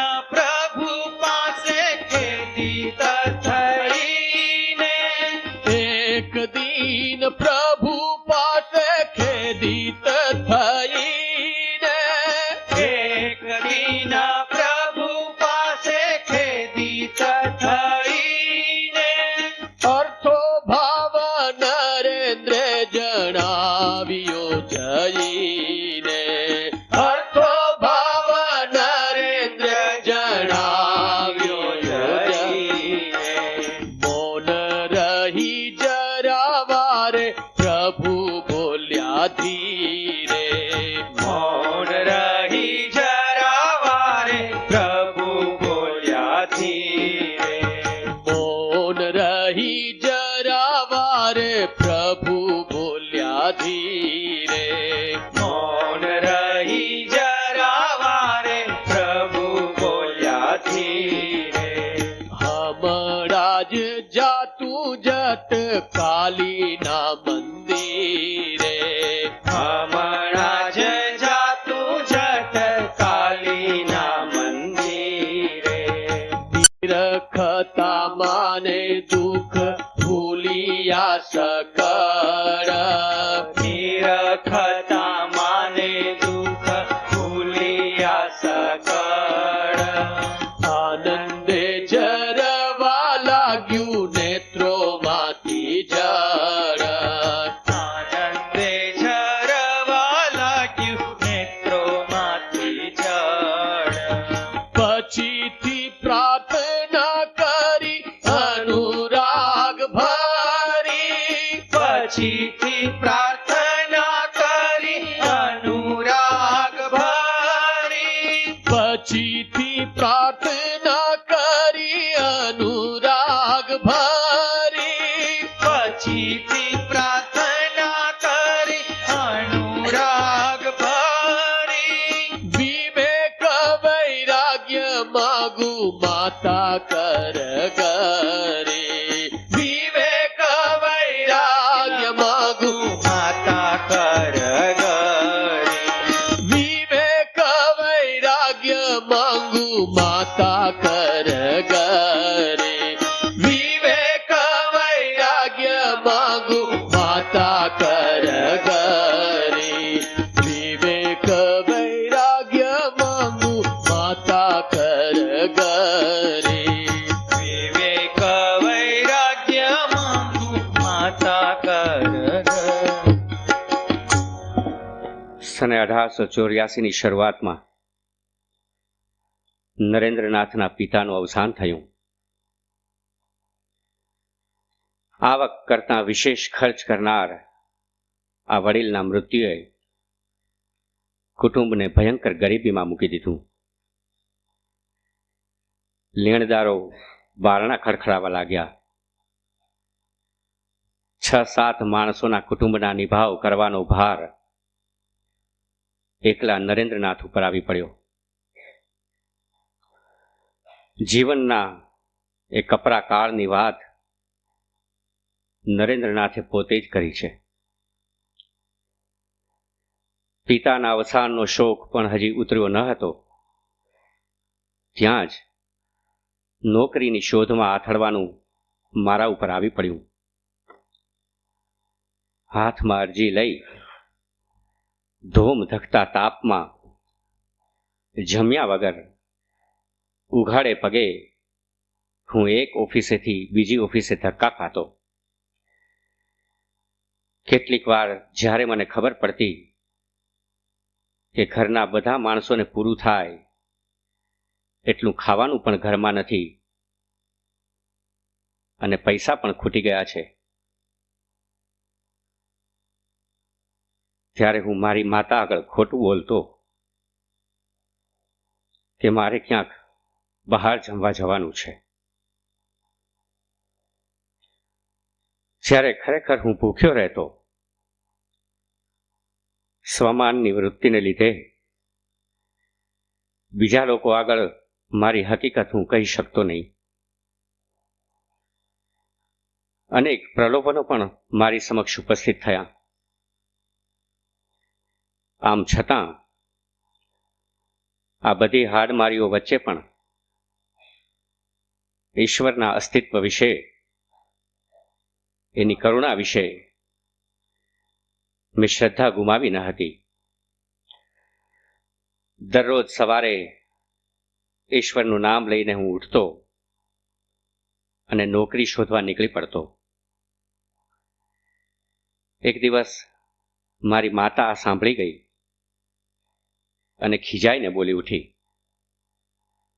ચૂપ રહે મૂર્ખા, બચપણથી જ ઈશ્વર ઈશ્વરની બૂમો પાડતો આવ્યો છે, પણ આ ઈશ્વરે જ તો બધું કર્યું છે. આ શબ્દો મને અત્યંત ડંખી રહ્યા. મને મનમાં શંકા જાગી ઉઠી. વિચાર આવ્યો, શું ઈશ્વર ખરેખર હશે ખરો? અને હોય તો એ ખરેખર શું મનુષ્યની ખરા હૃદયની પ્રાર્થના સાંભળતો હશે ખરો? એના દયાભર્યા રાજ્યમાં આટલું દુઃખ શા માટે? મારા કાનમાં પંડિત ઈશ્વરચંદ્ર વિદ્યાસાગરના શબ્દો, જો ઈશ્વર ભલો અને દયાળુ હોય તો લાખો માણસો થોડાક કોળિયા અન્નને અભાવે ટળવળીને કેમ મરી જાય છે? એ કડવી વિષમતામાં અથડાવા લાગ્યા. હું ઈશ્વર ઉપર ઘણો જ છેડાઈ પડ્યો અને મારા ચિત્તમાં શંકાનો પ્રવેશ થવા માટે આ એક અત્યંત અનુકૂળ મોકો ઊભો થયો. અને નરેન્દ્રનાથે ઈશ્વર સામે બંધ પોકાર્યું. એણે છડે ચોક કહેવા માંડ્યું કે ઈશ્વર નથી જ, અને હોય તોય તે બુરો છે. એને પોકારવાથી કંઈ વળતું નથી. પરિણામ એ આવ્યું કે એ લોકનિંદાને ચાકડે ચડ્યો. એના ઉપર શરાબી, ચારિત્રહીન અને નાસ્તિક હોવાના આરોપો મુકાયા. આ બધી વાતો શ્રી રામકૃષ્ણ પાસે પહોંચ્યા વિના શી રીતે રહે? આ વાતો મીઠા મરચા સહિત તેમને કાને પહોંચી. જ્યારે એક પ્રિય શિષ્ય પાસેથી આવી વાતો સાંભળી ત્યારે ગુસ્સે થઈ ગયા. ચૂપ રહો, માએ મને કહ્યું છે કે એ એવો કદાપી નહીં થઈ શકે. તું જો ફરીવાર મારી પાસે આવું બોલીશ તો હું તારું મોઢું પણ નહીં જોઉં. જગદંબા પર અને પોતાના પ્રિય નરેન્દ્રનાથ પર કેટલો વિશ્વાસ! નોકરીની શોધ હજી ચાલુ જ હતી. એક દિવસે સાંજે દિવસભરનો ભૂખ્યો અને વરસાદમાં પલળી ગયેલો નરેન્દ્ર ઘેર પાછો ફરી રહ્યો હતો. અંગો બધા લોથપોથ થઈ ગયા હતા અને હૃદયમાં વ્યથા ભરી હતી. નરેન્દ્રનાથ આગળ કહે છે, થાકથી ઢીલો થઈ જઈને એક ડગલું પણ આગળ જવાની શક્તિ ન હોવાથી હું રસ્તા ઉપરના એક ઘરના ઓટલા ઉપર બેસી ગયો. મને થોડીવાર તમ્મર આવી ગયા. એકાએક મને લાગ્યું કે કોઈ દિવ્ય શક્તિના પ્રતાપે મારા અંતરના આત્મા પરના આવરણો એક પછી એક ખસી રહ્યા છે. મંગલમય ઈશ્વરની સૃષ્ટિમાં ઈશ્વરી ન્યાય અને દયા તેમજ દુઃખનું અસ્તિત્વ એકી સાથે શી રીતે રહે? તે વિશે પૂર્વેના મારા સઘળા સંશયો નીકળી ગયા. ઘર તરફ પાછો જઈ રહ્યો હતો ત્યારે મેં અનુભવ્યું કે શરીરમાં થાકનું નામ નિશાન રહ્યું નથી. હવેથી હું સંસારી લોકોની નિંદા કે સ્તુતિ તરફ ઉદાસીન બન્યો. મારા દાદાની પેઠે સંસાર ત્યાગ કરવા તૈયારી કરી દિવસ મુકર્રર કર્યો અને એ જ દિવસે શ્રી રામકૃષ્ણ કલકત્તામાં પધારવાના છે એમ સાંભળી હું રાજી થયો કે ગુરુદેવના આશીર્વાદ લઈને હું સંસારનો ત્યાગ કરીશ. હું જેવો તેમને મળ્યો કે તેમણે મને દક્ષિણેશ્વર આવવાનું કહ્યું. તેમની સાથે દક્ષિણેશ્વર પહોંચી હું બીજાઓ સાથે તેમના ઓરડામાં બેઠો. એ વખતે તે ભાવાવેશમાં આવી ગયા. આંખમાં આંસુ સાથે એક ભજન ગાવા લાગ્યા. આટલા વખત સુધી મેં મારી ઉર્મિઓને દબાવી રાખી હતી, પરંતુ હવે એ આંસુઓ રૂપે ઉભરાઈ આવી. ભજનનો અર્થ અત્યંત સ્પષ્ટ હતો. એ મારો ઈરાદો કળી ગયા હતા. બીજાઓને વિદાય આપ્યા પછી મને બોલાવીને કહ્યું, હું જાણું છું કે તું જગદંબાનું કાર્ય કરવા આવ્યો છે અને સંસારી જીવન જીવી શકવાનો નથી, પરંતુ મારી ખાતર હું જીવું છું ત્યાં સુધી તું થોભી જા. આમ કહી એ ફરીવાર રડી પડ્યા. બીજે દિવસે રજા લઈ હું ઘેર પાછો ફર્યો. એક દિવસ મને વિચાર આવ્યો કે જગદંબા તો શ્રી રામકૃષ્ણની પ્રાર્થના સાંભળે છે, તો પછી મારી આર્થિક તંગી ટાળવા મારા વતી પ્રાર્થના કરવાનું એમને જ શા માટે ન કહેવું?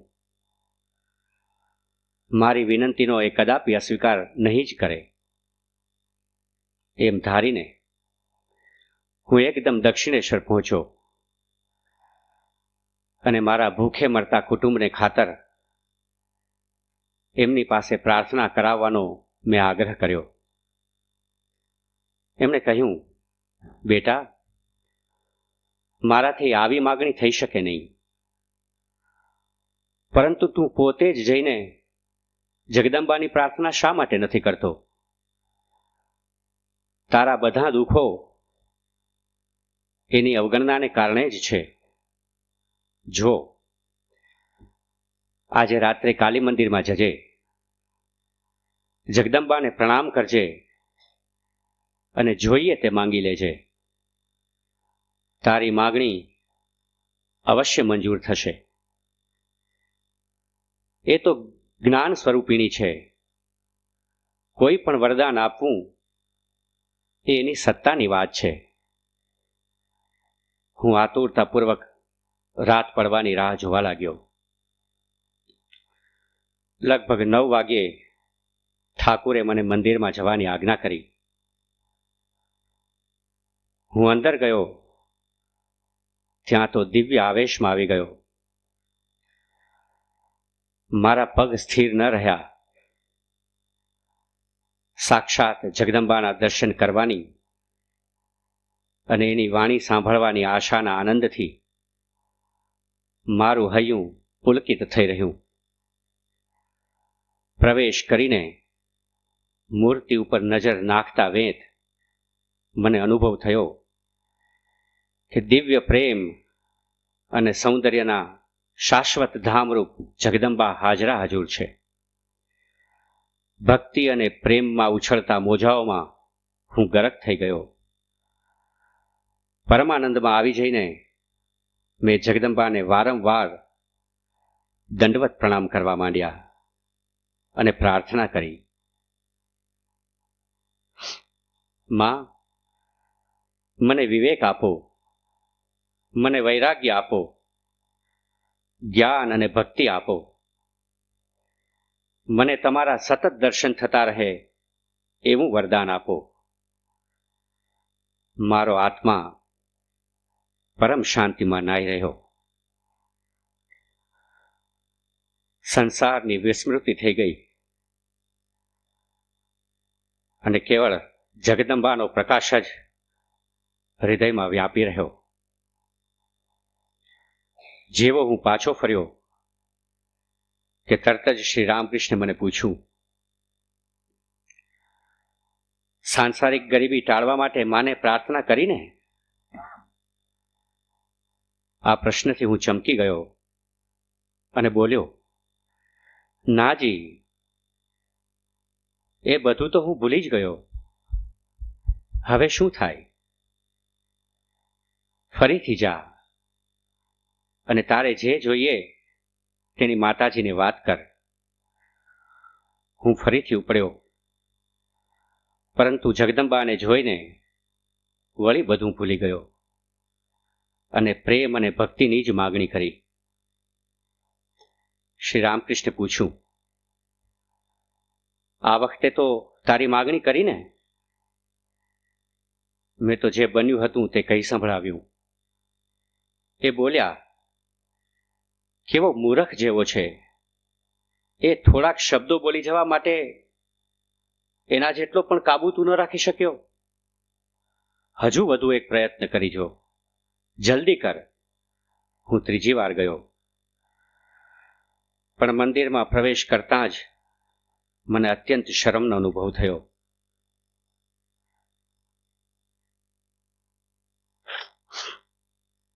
મને થયું,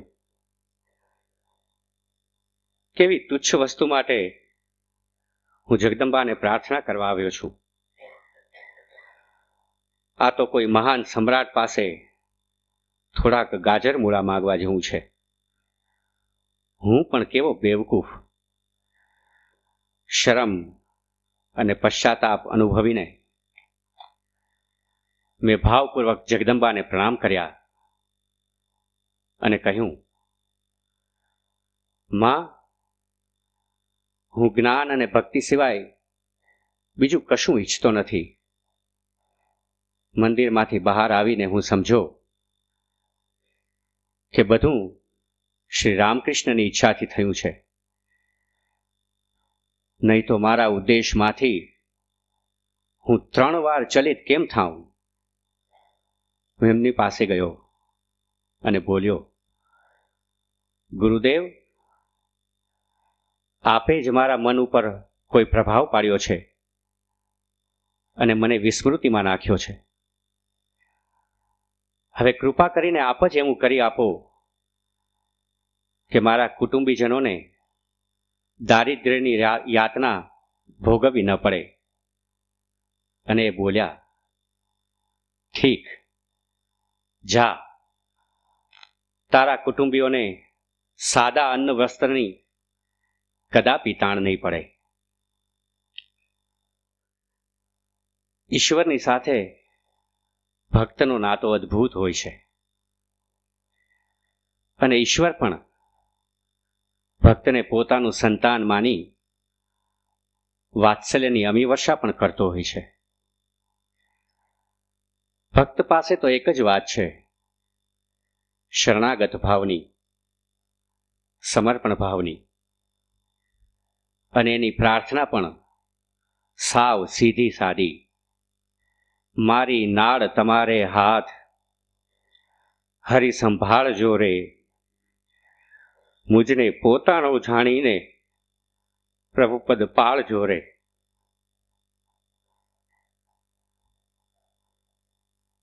અને આ પ્રાર્થના જવાબ સ્વરૂપે જગદંબાની હૈયાધારણ આપતી વાણી પણ ગુંજી ઉઠે છે. તારા વિહીન રાત્રિની ભીષણ આંધીમાં હે બંધુ, તું ડગીશ નહીં. તારા પગલા દબાવતી જગદંબા તારી પાછળ જ છે. અને પ્રહલાદ, ધ્રુવ, દ્રૌપદીને સહાયરૂપ થતી દૈવી શક્તિનો સ્પર્શ આપણે પણ અનુભવીએ છીએ.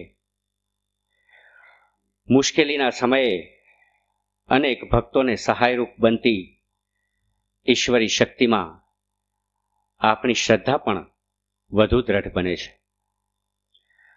છતાં ભક્ત એ ભક્ત છે, એ યોગી કે જ્ઞાની નથી. કોઈ વાર ઉર્મિના મોજા ઉપર સવાર થઈ પાગલ બનીને નાચે છે, તો કોઈ વાર નિરાશાની ઘાતક ક્ષણોની ખીણમાં ગબડી પડે છે.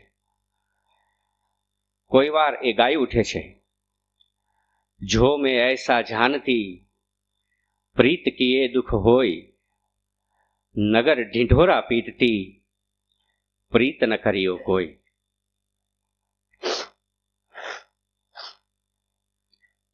એક અબોધ ભક્તની ભગવાનને ફરિયાદ છે અને ભગવાનની ભક્તને હૈયાધારણ આપતી વાણી છે. ભક્તને સ્વપ્ન આવે છે. સ્વપ્નમાં ભક્ત અને ભગવાન દરિયા કિનારે લટાર મારે છે. ભક્તને પોતાના જીવનમાં બનેલા કડવા મીઠા અનેક બનાવો તાદ્રશ થાય છે.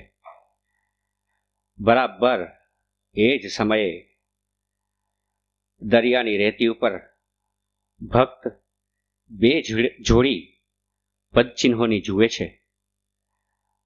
ભક્તના પદચિહ્નો અને ભગવાનના પદચિહ્નો. ભગવાનની હાજરીની ભક્ત આ રીતે નોંધ લે છે. પરંતુ કોઈ વાર ભક્તના આશ્ચર્ય વચ્ચે રેતીમાં એક જોડી જ પદચિહ્નોની જોવા મળે છે. ભક્ત નિરાશ થાય છે. ભગવાનને પૂછે છે, હે પ્રભુ, તે તો વચન આપેલું કે મુશ્કેલીના સમયમાં કોઈ ભક્તને હું નહીં જ તરછોડું. સદાય મારા આર્ત ભક્તની બાજુમાં જ રહીશ. પણ મારો અનુભવ તો જરા જુદો જ છે. તે તો મને તરછોડી દીધો છે. જ્યારે તારી તાતી જરૂરિયાત હતી ત્યારે જ દરિયાની રેતીમાંથી એક જોડી પદચિહ્ન અદૃશ્ય થયા. ફક્ત એક જ જોડી રહ્યા. ભગવાન, આવું કેમ?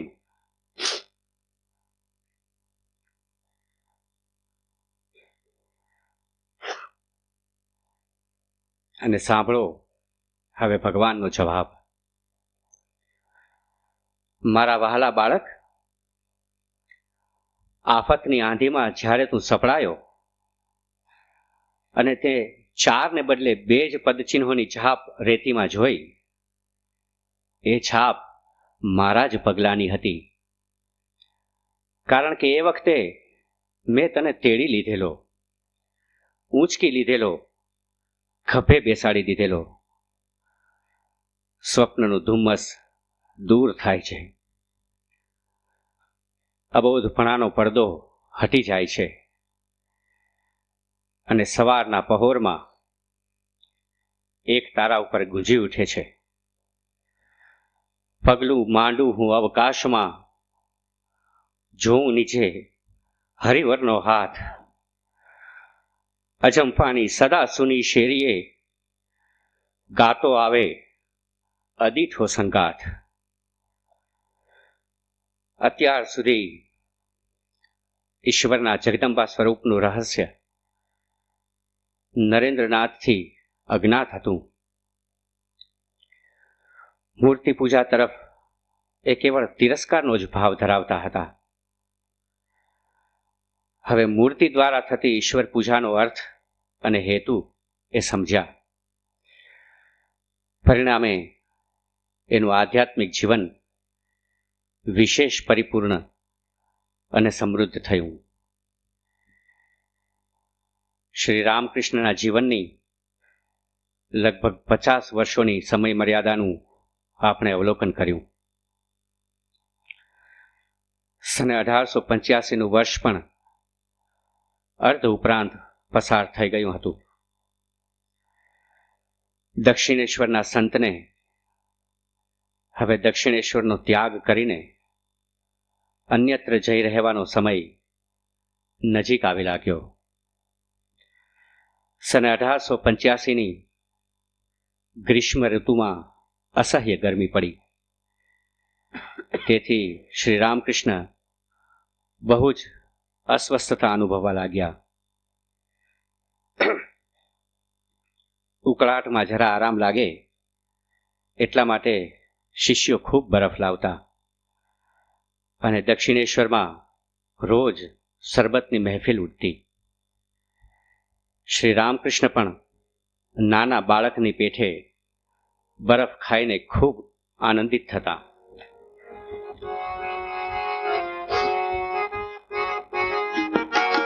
દર્દનો પ્રભાવ હવે બહુ વધે જાય, દર્દનો પ્રભાવ હવે બહુ વધે જાય.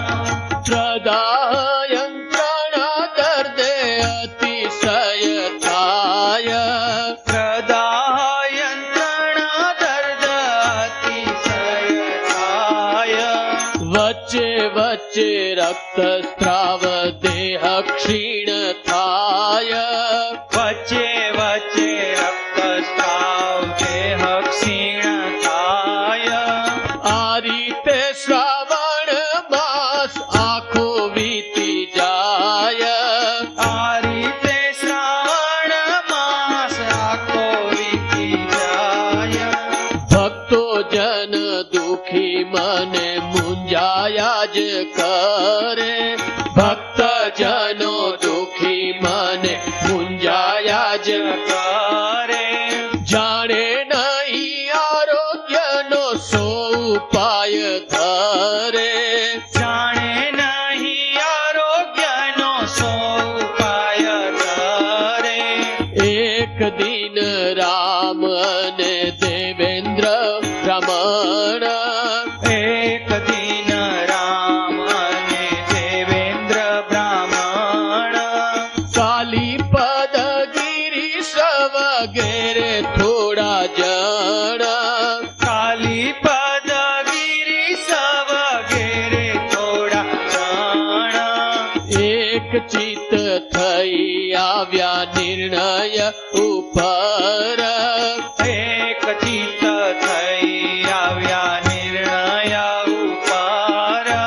ચિકિત્સા સારું બોલાવો અંગ્રેજી ડાક્ટર, ચિકિત્સા સારું બોલાવો અંગ્રેજી ડાક્ટર.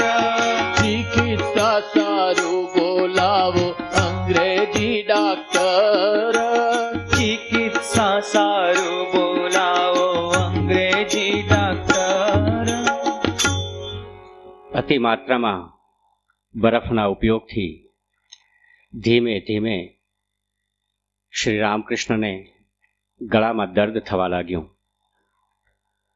શરૂઆતમાં તો કોઈએ એ દર્દને ગંભીર ગણ્યું નહીં અને સાધારણ ઉપાયો કર્યા, પરંતુ એકાદ માસ થઈ ગયો છતાં દર્દ મટ્યું નહીં. હવે તો ક્યારેક ક્યારેક ગળામાંથી રક્તસ્રાવ પણ થવા લાગ્યો. એટલે શિષ્યો ચોંકી ઉઠ્યા. હવે કેટલાક શિષ્યો નક્કી કરી ગળાના દર્દોમાં નિષ્ણાત એવા ડોક્ટર રાખાલચંદ્ર હાલદારને તેઓ બોલાવી લાવ્યા. ડોક્ટરે દવા સૂચવી અને ઝાઝા વાર્તાલાપની તેમજ સમાધિમાં જવાની મનાઈ કરી. દવાની સૂચનાનું પાલન તો થતું, પરંતુ બીજી સૂચનાનો અમલ કરવાનું ખરેખર વિકટ હતું. એનો અમલ થઈ જ શકતો નહીં. દરમિયાનમાં દક્ષિણેશ્વરથી થોડા માઇલ દૂર પાણીહાટીમાં જેઠ માસમાં પૌવાનો મહોત્સવ આવ્યો. શ્રી રામકૃષ્ણ અગાઉ અનેક વખત ત્યાં ગયા હતા, પરંતુ છેલ્લા કેટલાક વર્ષોથી તેમને ત્યાં જવાનું બન્યું નહોતું. એટલે આ વર્ષે પોતાના યુવક શિષ્યોને ભક્તિનો પ્રભાવ દર્શાવવા તેમને લઈને ત્યાં જવાનું તેમણે ઠરાવ્યું. બીજી બધી ભક્ત મંડળીની સાથે હોડીમાં બેસીને ઉત્સવને દિવસે શ્રી રામકૃષ્ણ પાણીહાટી જવા માટે ઉપડ્યા. વૈષ્ણવોની મંડળીઓ ચારે કોર ધૂન મચાવી રહી હતી. નરેન્દ્રનાથ, બલરામ, ગિરીશ, રામચંદ્ર, મહેન્દ્ર વગેરે ભક્તોએ આ ભજન મંડળીઓથી દૂર રહેવાની શ્રી રામકૃષ્ણને વારંવાર વિનંતીઓ કરી. કારણ કે ભક્તો જાણતા હતા કે આનાથી શ્રી રામકૃષ્ણને ભાવાવેશ આવશે જ આવશે. મણિસેનને ત્યાં થોડોક આરામ લઈને શ્રી રામકૃષ્ણ ભક્તો સાથે રાધાકાંતના દર્શને ઉપડ્યા. મંદિરના ચોગાનમાં જ સંકીર્તન થતું હતું. એ મંડળીની વચ્ચે જઈને ઊભા અને સમાધિમાં મગ્ન થઈ ગયા. પછી તો સંકીર્તનમાં ભારે વેગ આવી ગયો અને શ્રી રામકૃષ્ણ પણ ઘડીકમાં સમાધિ મગ્ન થાય, ઘડીકમાં સ્વસ્થ થાય, તો ઘડીમાં નૃત્ય કરવા લાગે. ભક્તોએ તેમને ભજન મંડળીમાંથી છૂટા પાડવાનો પ્રયત્ન શરૂ કર્યો, પરંતુ વારંવાર તેઓ ભાવાવેશમાં આવી જતા હતા અને પેલા કીર્તન મંડળી વાળાઓ પણ કેળો મૂકતા ન હતા. શ્રી રામકૃષ્ણના વારંવાર ભાવાવેશમાં આવવાથી ત્યાં એક અલૌકિક પ્રકારનું દિવ્ય વાતાવરણ સર્જાઈ ગયું હતું. કાંતિથી શોભતી મુખમુદ્રા, નજર થંભાવી દે તેવું સ્મિત અને કોઈ અજબ પ્રકારની આભા પ્રગટાવતું એમનું નારંગી રંગનું રેશમી વસ્ત્ર. આ બધું માત્ર પ્રેક્ષકોને જ નહીં, પરંતુ દરરોજ તેમની પરિચર્યામાં રહેનારા ભક્તોને પણ પ્રભાવિત કરી રહ્યું હતું. પછી ભક્તો શ્રી રામકૃષ્ણને હોડી તરફ લઈ ગયા. સૌ હોડીમાં બેસીને રવાના થવાની અણી ઉપર હતા. ત્યાં જ કોન્નગરનો નવાઈ ચૈતન્ય દોડતો દોડતો આવીને શ્રી રામકૃષ્ણને પગે લાગ્યો. ગદગદ બનીને તેણે એમના આશીર્વાદ માંગ્યા. તેની અંતરની ભક્તિ જોઈને શ્રી રામકૃષ્ણ ખૂબ પ્રસન્ન થયા અને ભાવ સમાધિમાં આવી જઈને એમણે તેને સ્પર્શ કર્યો. એ સ્પર્શ થતા વેત નવાઈ ચૈતન્ય ભારે આનંદના આવેશમાં આવી ગયો અને વારંવાર પ્રણામ કરવા લાગ્યો. પછી શ્રી રામકૃષ્ણે ફરી તેના દેહને સ્પર્શ કર્યો અને તેને સ્વસ્થ દશામાં આણ્યો. એ દિવસથી નવાઈ ચૈતન્યના જીવનમાં ભારે પરિવર્તન થઈ ગયું. કુટુંબનો ભાર પુત્રને સોંપીને એ ઘરથી બહાર ચાલી નીકળ્યો અને પોતાના શેષ વર્ષો ગંગા કાંઠે ધ્યાન ભજનમાં ગાળવા લાગ્યો. પરંતુ પાણીહાટીનો ઉત્સવ ભારે પડી ગયો, કારણ કે તે જ રાત્રે શ્રી રામકૃષ્ણની ગળાની પીડા વધી ગઈ. ડોક્ટરે જાહેર કર્યું કે બહારની ખુલ્લી હવા લેવાથી તેમજ વારંવાર સમાધિમાં જવાથી રોગ વધી ગયો છે. એમણે ભક્તોને ચેતવી દીધા કે સાવચેતી નહીં રહે તો દર્દ જડ ખાલી જશે. પણ શ્રી રામકૃષ્ણ ક્યાં માને એવા હતા. દૂર દૂરથી ભક્ત આવ્યો છે, માટે તેની સાથે ઈશ્વર સંબંધી વાત કર્યા વિના કેમ ચાલે. એ વખતે ન તો એમને ભાન રહેતું પોતાની પીડાનું, કે ન તો યાદ રહેતી ડોક્ટરની સૂચનાની. અષાઢ મહિનો ગયો,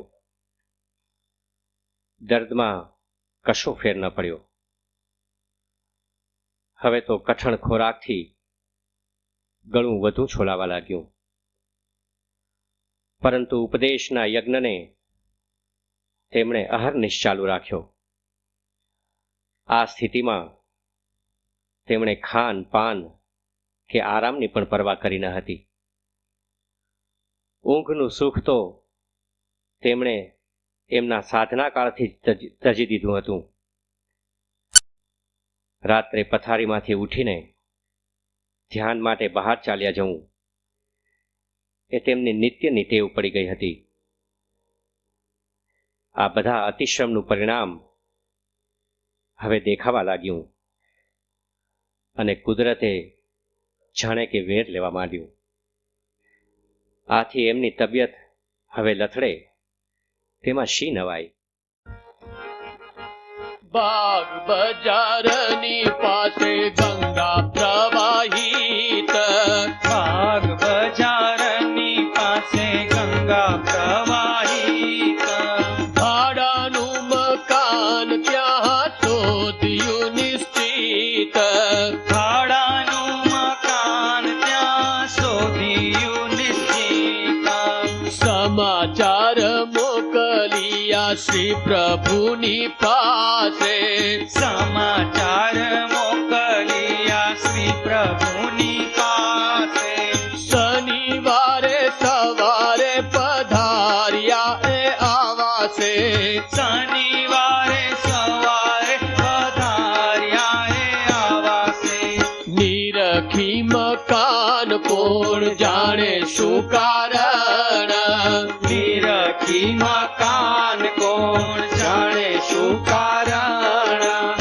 પ્રભુને ત્યાં રહેવાનું થયું નહીં મન, પ્રભુને ત્યાં રહેવાનું થયું નહીં મન, ત્યાગી દઈને મકાન ત્વરિત ગમન, ત્યાગી દઈને મકાન ત્વરિત ગમન, કરી ચાલ્યા આવ્યા પ્રભુ વસુને ભવન, કરી ચાલ્યા આવ્યા પ્રભુ વસુને ભવન, વસુના સૌભાગ્ય કેરી નવ થાય ઈતી, વસુના સૌભાગ્ય કેરી નવ થાઈતી, વસુના સૌભાગ્ય કેરી નવ થાય ઈતી, વસુના સૌભાગ્ય કેરી નવ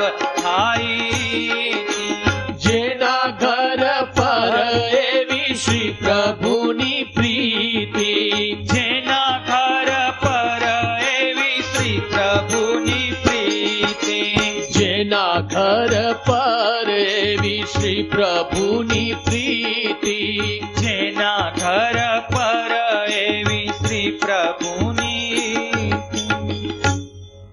શ્રી રામકૃષ્ણ કહેતા કે જો એક જીવને પણ મદદ થતી હોય તો આવા 20,000 દેહ આપી દેવા માટે હું તૈયાર છું. અરે, એમના આખરી દિવસોમાં જ્યારે તેમને કંઈક આરામ આપવાના હેતુથી શિષ્યો કોઈ જિજ્ઞાસુને એમની પાસે જતા અટકાવતા ત્યારે એમને દુઃખ થતું. એ બોલી ઉઠતા, અરે રે, આજે કોઈ મારી પાસે આવ્યું નહીં. શ્રાવણ મહિનો પણ પસાર થઈ ગયો. દર્દ હઠીલું બનતું જતું હતું. ભક્તો વિમાસણમાં પડી ગયા હતા. પરંતુ એવામાં એક પ્રસંગ બન્યો જેને પરિણામે ભક્તોને ભાવિ કાર્યક્રમની કંઈક દિશા સૂજી. એક દિવસ એક ભાવિક સ્ત્રીએ શ્રી રામકૃષ્ણના ભક્તોને ભોજન માટે બોલાવ્યા. શ્રી રામકૃષ્ણની તબિયત સારી ન હતી એટલે તેઓ તો જમવા આવી શકે તેમ ન હતું. છતાં પેલી સ્ત્રીએ કહેવડાવ્યું કે થોડી મિનિટ માટે પણ આવી શકાય તો સારું. પરંતુ દક્ષિણેશ્વરથી માણસ જવાબ લાવ્યો કે ઠાકુરને આજે ગળામાંથી લોહી પડ્યું છે. જમવા આવેલા ભક્તો આ સાંભળીને ભારે ચિંતામાં ડૂબી ગયા. એમણે એ વખતે જ નક્કી કર્યું કે શ્રી રામકૃષ્ણને કલકત્તા લાવવા જોઈએ. નરેન્દ્રને ખાવાનું પણ ભાવ્યું નહીં. તે બોલ્યા, આપણા પ્રેમ અને પૂજાના અધિકારી ગુરુદેવ વધારે સમય સુધી આપણી વચ્ચે નહીં રહે એવો મને ભય છે. આ રોગ વિશે કેટલાક ડોક્ટરોની પણ સલાહ લીધી છે. એમના ગળાના વ્યાધિએ હવે કેન્સરનું રૂપ પકડ્યું છે. આ દર્દ માટે હજી સુધી કોઈ ઈલાજ શોધાયો નથી. બીજે જ દિવસે કેટલાક ભક્તોએ શ્રી રામકૃષ્ણ આગળ કલકત્તા જઈ પદ્ધતિસરની સારવાર માટે દરખાસ્ત મૂકી. તેમણે આ દરખાસ્ત સ્વીકારી અને 2 માળવાળું એક નાનું મકાન ભાડે રાખ્યું. પરંતુ 3 દિવસ પછી શ્રી રામકૃષ્ણે જ્યારે તેમાં પ્રવેશ કર્યો ત્યારે દક્ષિણેશ્વરના મુક્ત વાતાવરણથી ટેવાયેલું એમનું મન એ ઘરમાં સ્વસ્થ થયું જ નહીં. એટલે તેઓ તરત જ બલરામ બોઝને ત્યાં ચાલ્યા ગયા. બલરામે ઉમળકાથી તેમનું સ્વાગત કર્યું અને યોગ્ય મકાન મળતા સુધી પોતાને ત્યાં જ રહેવાની વિનંતી કરી. શ્રી રામકૃષ્ણ એમાં સંમત થયા. પછી યોગ્ય મકાનની શોધ શરૂ થઈ. કલકત્તાના વિખ્યાત વૈદ્યોને શ્રી રામકૃષ્ણના રોગનું નિદાન કરવા માટે બોલાવવામાં આવ્યા. તેમણે જાહેર કર્યું કે એમને કેન્સરનું દર્દ છે, પરંતુ વૈદ્યોની દવા લેવા કરતાં કોઈ હોમિયોપેથીના જાણકારની દવાથી વધુ ફાયદો થશે એવું ભક્તોને લાગ્યું. બલરામનું ઘર લોકોને માટે યાત્રાધામ થઈ પડ્યું. શ્રી રામકૃષ્ણ આટલા બધા નજીક આવી પડવાથી એવી પરિસ્થિતિ થઈ કે તેમને દિવસના 24 કલાકમાંથી 22 કલાક બોલવું પડતું. બલરામને ત્યાં તેઓ એકાદ અઠવાડિયું રોકાયા, પરંતુ તેમાં તો સંખ્યાબંધ લોકોને એમણે ઈશ્વરને માર્ગે ચડાવ્યા. આખરે શ્યામપુકુર નામની શેરીમાં એક ગોકુલચંદ્ર ભટ્ટાચાર્યનું મકાન ભાડે રાખવામાં આવ્યું અને ભક્તોએ નક્કી કર્યું કે હોમિયોપેથીના પ્રખ્યાત જાણકાર ડૉક્ટર મહેન્દ્રલાલ સરકારની સારવાર હેઠળ શ્રી રામકૃષ્ણને રાખવા. હવે શ્રી રામકૃષ્ણ દક્ષિણેશ્વરની ભૂમિમાં પાછા ફરવાના ન હતા. આમ દક્ષિણેશ્વરની એ ભૂમિ ઉપર પોતાના કાયમી સંસ્મરણો મૂકીને શ્રી રામકૃષ્ણ સને 1885ના ઓક્ટોબર માસના આરંભમાં શ્યામપુકુરવાળા મકાનમાં વાસ કરવા ગયા.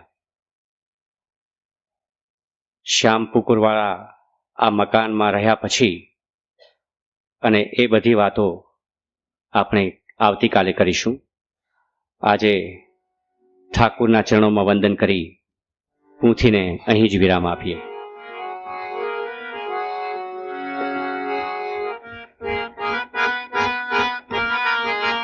વંદો મન વિશ્વગુરુ રામકૃષ્ણ રાય.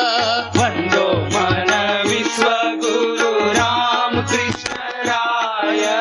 પ્રેમાનંદે વંદો માતા શારદાને પાય. પ્રેમાનંદે વંદો માતા શારદાને પાય. વંદો મન વિશ્વગુરુ રામકૃષ્ણ રાય. વંદો મન વિશ્વગુરુ રામકૃષ્ણ રાય. પ્રેમાનંદે વંદો માતા શારદાને પાય. પ્રેમાનંદે વંદો માતા શારદાને પાય. ભૂમિએ નમીને વંદો ભક્ત પરિવાર.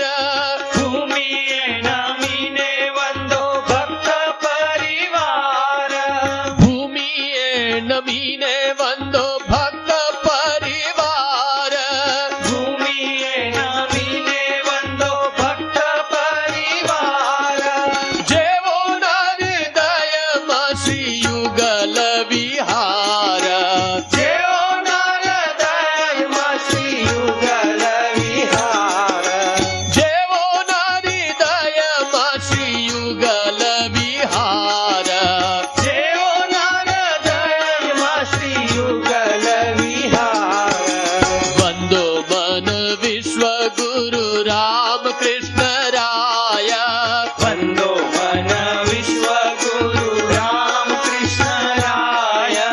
પ્રેમાનંદે વંદો માતા શારદાને પાય. પ્રેમાનંદે વંદો માતા શારદાને પાય. ભૂમિએ નમીને વંદો ભક્ત પરિવાર. ભૂમિએ નામીને વંદો ભક્ત પરિવાર. જેવો હૃદયમાં શ્રી યુગલ વિહાર. જેવો નારદમાં શ્રી યુગલ વિહાર. વંદો મન વિશ્વ ગુરુ રામ કૃષ્ણ રાય. વંદો મન વિશ્વ ગુરુ રામ કૃષ્ણ રાય. પ્રેમાનંદે વંદો માતા શારદાને પાય. પ્રેમાનંદે વંદો માતા શારદાને પાય. પ્રેમાનંદે વંદો માતા શારદાને પાય. પ્રેમાનંદે વંદો માતા શારદાને પાય.